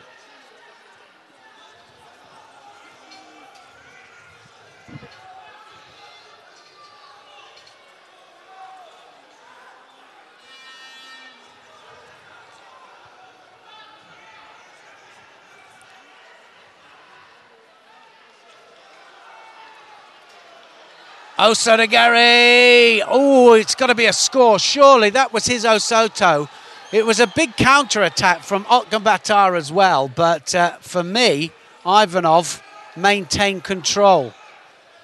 Hope we see that back in slow motion. They're going to have another look at that, but I think that Ivanov deserved that because Okumbatar landed flat on his back. And the thing is, with any kind of Kaeshiwaza, the one that initiates the technique, as long as he maintains, yes, he gets it. Ivanov, brilliant, absolutely. And I thought that that's the way it was going to go. And I'll break it down as we go through this. Great example of it. Okumbatar thinks that he was the one that initiated the counter. But it's the one that initiates the technique as long as he maintains control. It was either Ivanov or it was no score. So either way, they've got to give it. It wasn't Okumbatar's. Ivanov Osotogari. Goes for the Uranagi there, but he lands on his own back. But the big question here is whether it was maintaining. So no score given. All right, so that's the way they've gone with this. No score given. But I don't know why they gave it one way then the other. But anyway, no score given at all. Definitely wasn't Okumbatar's because he landed on his own back. Great example of Kaeshiwaza there, especially with the new interpretation. Yoko Otoshi there, Okumbatar. Kouchi this time. Into the last minute.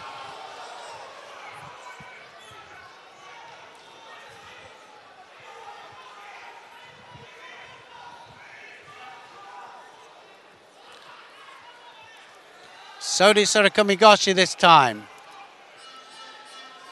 So now Okumbatar has a new lease of life, and it's up to Ivanov now to counteract this. He needs to step up.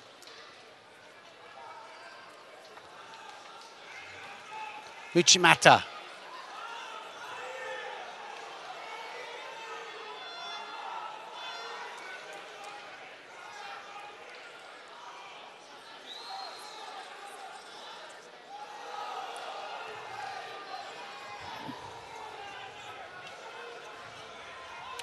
Well, I don't think the Mongolian coach has moved, not 1 millimeter. Arm over the top. What a tough match. This is going to go into golden score. No, is it? Yes, it is. How close was that? Just manages to prevent the score and goes into golden score.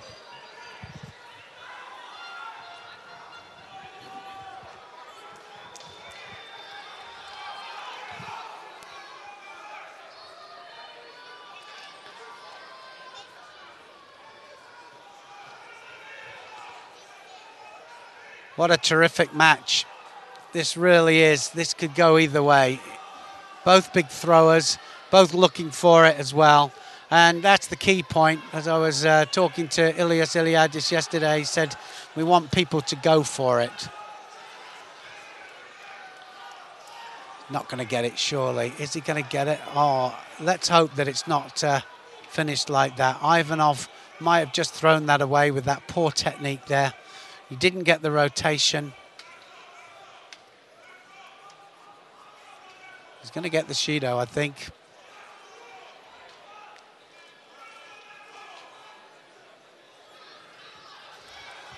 Good stuff.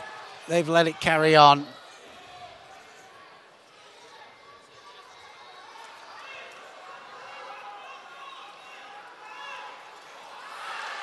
No, the elbow was up.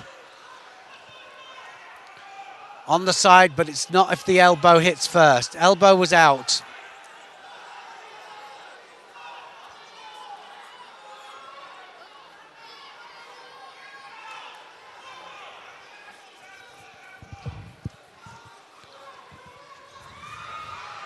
Now he's set, Tayatoshi.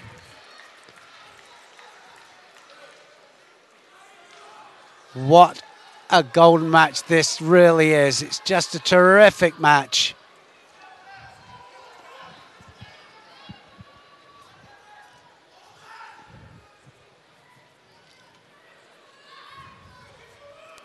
Both going for it. Hips across, or it's countered. Okabaya. Well, that was such a shame there for Ivanov. Ivanov gets countered there, and the crowd saying that they don't like it, but fair enough. Sakeshi at his best. No, he's taken it off.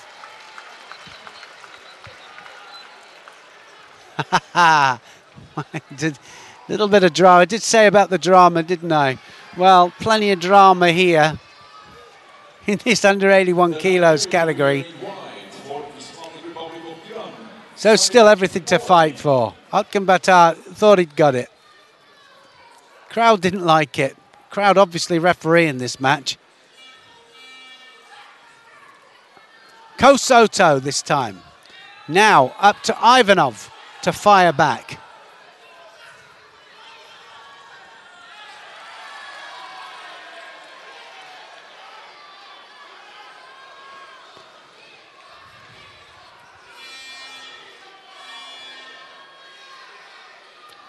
Oh, looking for the big Ko Soto there. They both do it. Both of these do it.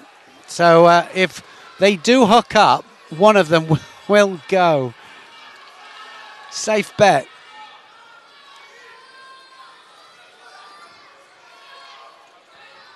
Right arm over.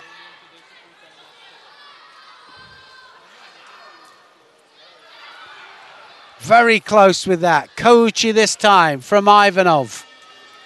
Turns completely onto his front there. Otkan Batar.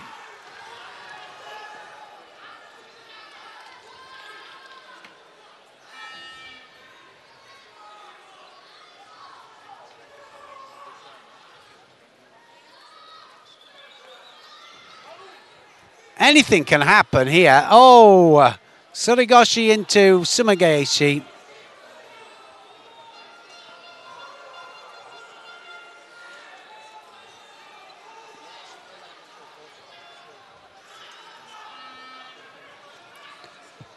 Well, I don't know which way this is going to go now.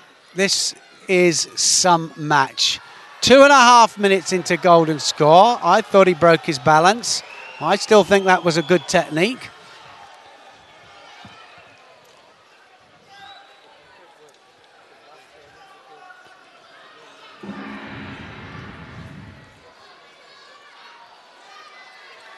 Cianagi this time. Dear spectators, we have 5 short break on Tatami 2. Wow, what a match. Oh, so close. Well, looks like this is going to be decided now.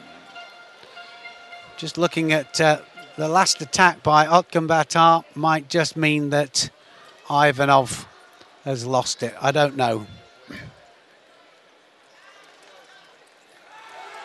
Ivanov has lost it.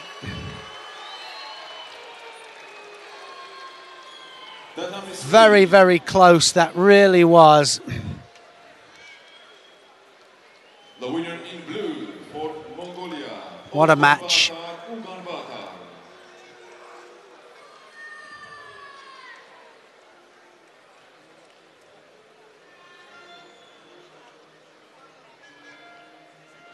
We have also a short break on Tatami 3 before we start quarterfinals. Wow. Well, that was some match, wasn't it? And in the end, just decided on one penalty. But I have to say that the golden scores that we've seen have been most exciting. They really have been sudden death situations.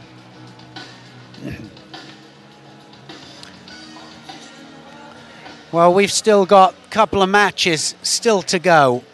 We have quarter-final matches in the under 63 kilograms. We've got 2 of those and 1 match in the under 81 kilograms on mat 3. And then we'll be joining you a little bit later on for the medal matches, and it will be Sheldon and I doing that, 4 o'clock local time here in Budapest.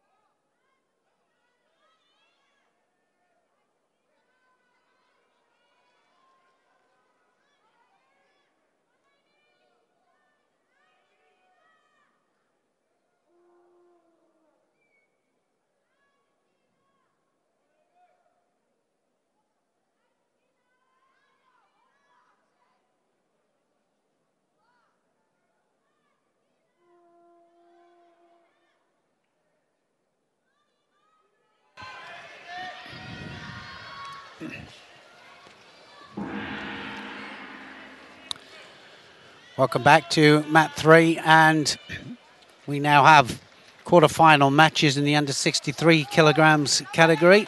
First up, of course, is Quadros of Brazil wearing white here against Ozdoba of Poland. Ozdoba having an incredible run through here. 3 arm locks we've seen, 3 konsetsus, and she is flying. So's Quadros. Quadros here wearing white.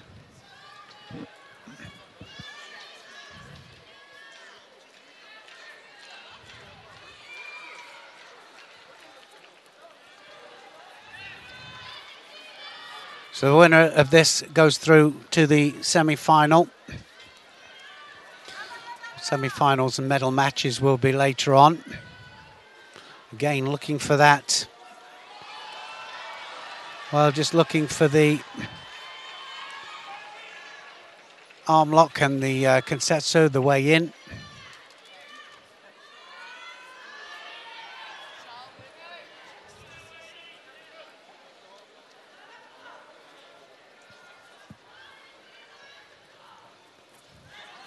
Ouchigari there from Ozdoba.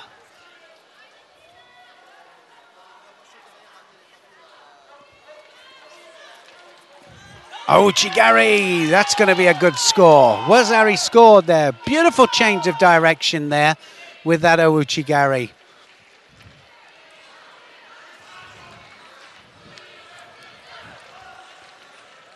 Ozdoba, well, looked like she was going forwards, just suddenly switched it. Brilliant change of direction. Needs to leave that alone now. Everybody's been looking at it all day. Should have been a Shido, actually. Didn't move her. Have to move them. Any kind of sacrifice.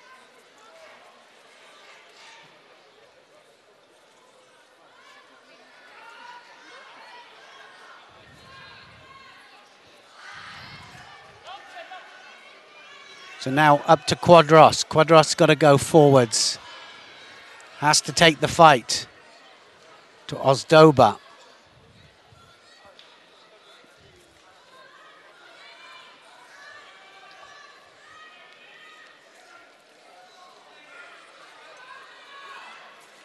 Sianagi. What a beautiful Sianagi that was. Standing as well.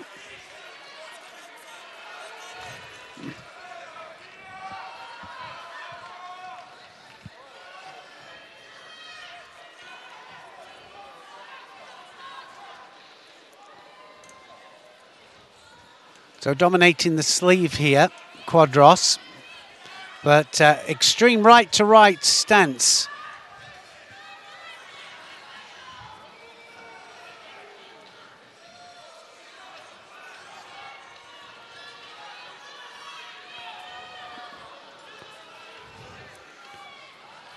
Needs to stay busy, but it still needs to be positive. Still a long way to go here. 1 minute 33 still to go.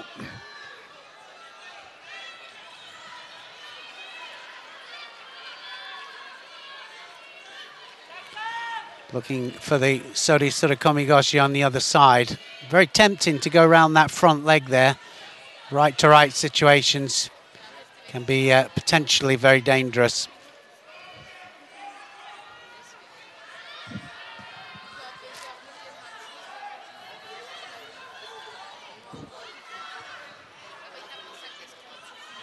Quick look at the clock there. Just saw Ozdoba. Just a little look across. 50 seconds to go. Still needs some attacks. Still needs strong attacks too.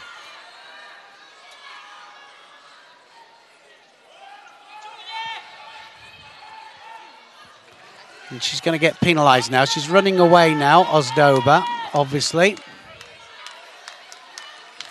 Gets away with it. 32 seconds left.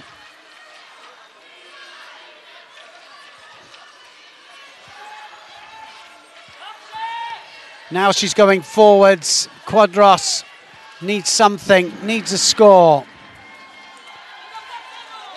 16 seconds left.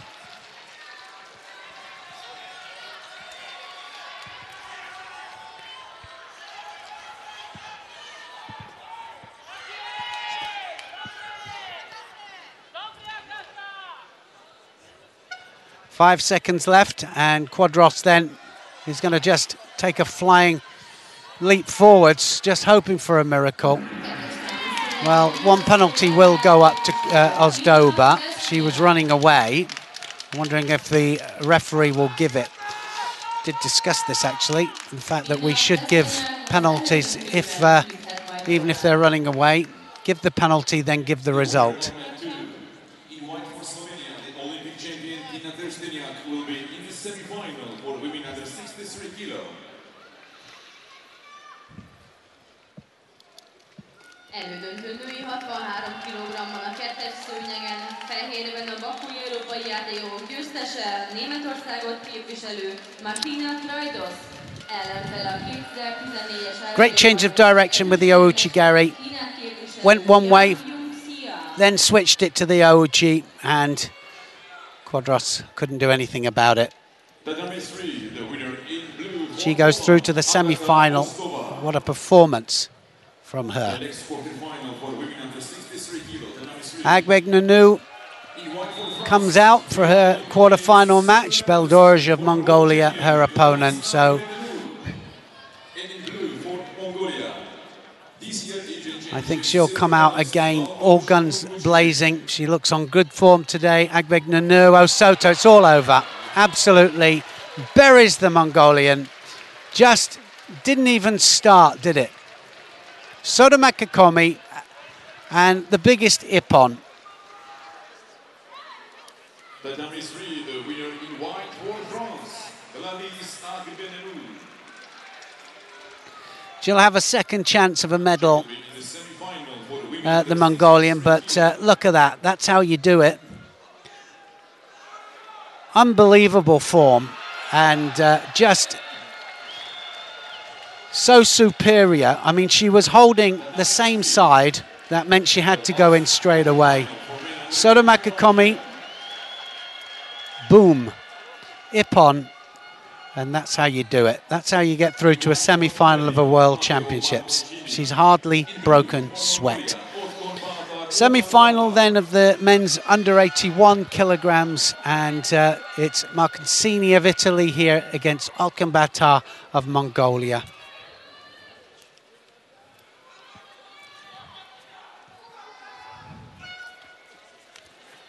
Well, tried straight away there for the Yoko Toshi there, Marcancini, but the absolute power there of Alkanbatar.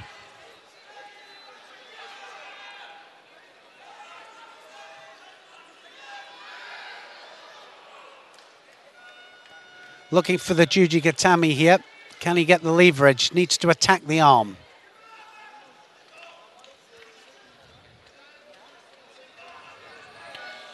Alkanbatar. Just so typical of the Mongolian style here. Very physical, really physical.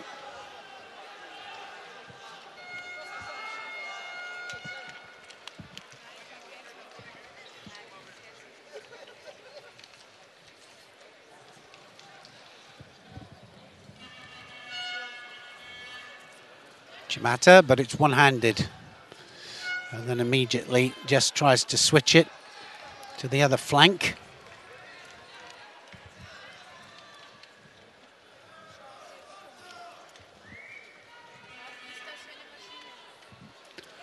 Dropped Seanegi from Marcancini.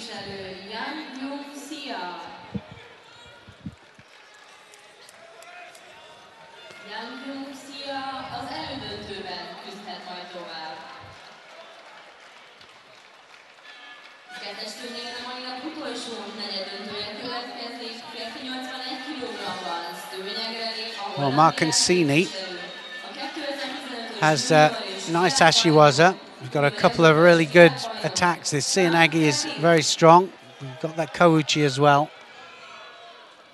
Sometimes, I have to say, it looks as if he's out on his feet and then just pulls it out the bag.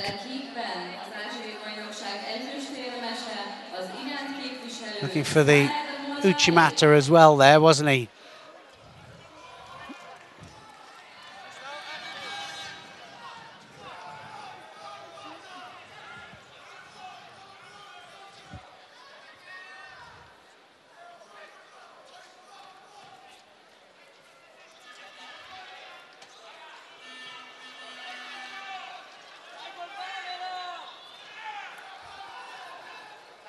Oh, look at that. That's going to be a Wazari. Complete overthrow there. And Marcancini was right the way underneath him. Out of nowhere, that one.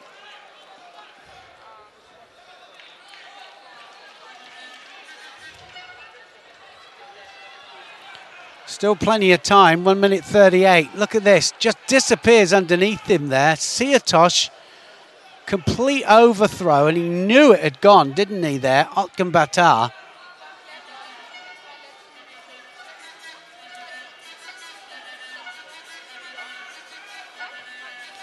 So left, and then suddenly switches it to the right.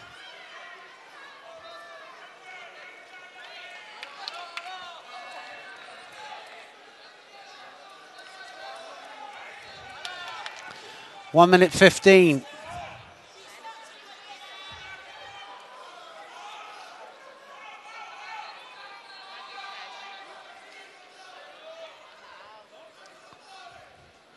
Well, Otkan Batar certainly has got to go forwards. He cannot just rest on this now.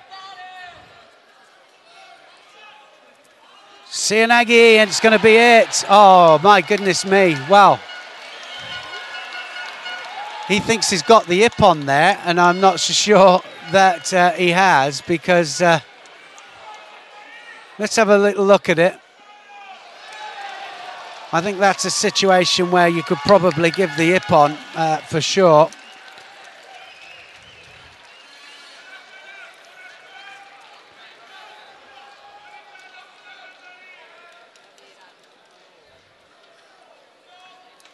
What a performance. Marcancini then goes through. Gets the ippon. The number 3 winner in white for Italy, Matteo Marcancini. Great performance from him.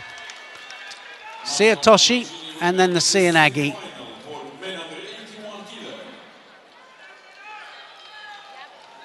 There's the last technique that we just saw there. Complete control of that shoulder. And I think that's one of the main points. Of course, we can say it's shoulders hitting first. His shoulders did hit first, but it's having control with the hands right the way through. Different angle here. Shoulders hit the ground, then he rolls. So it's shoulders first and then the roll. Wow. The Italians celebrate, and they have a semi-finalist in the under 81 kilograms category. Well, that's been an amazing morning of judo, and we've seen some great judo, and we've seen a little bit of drama as well. As always, these championships are really starting to open up, and we're looking forward to some more great judo a little bit later on. We'll be back at 4 o'clock. Sheldon and I will be covering all of the semi-finals and the medal matches. So join me then for more judo action.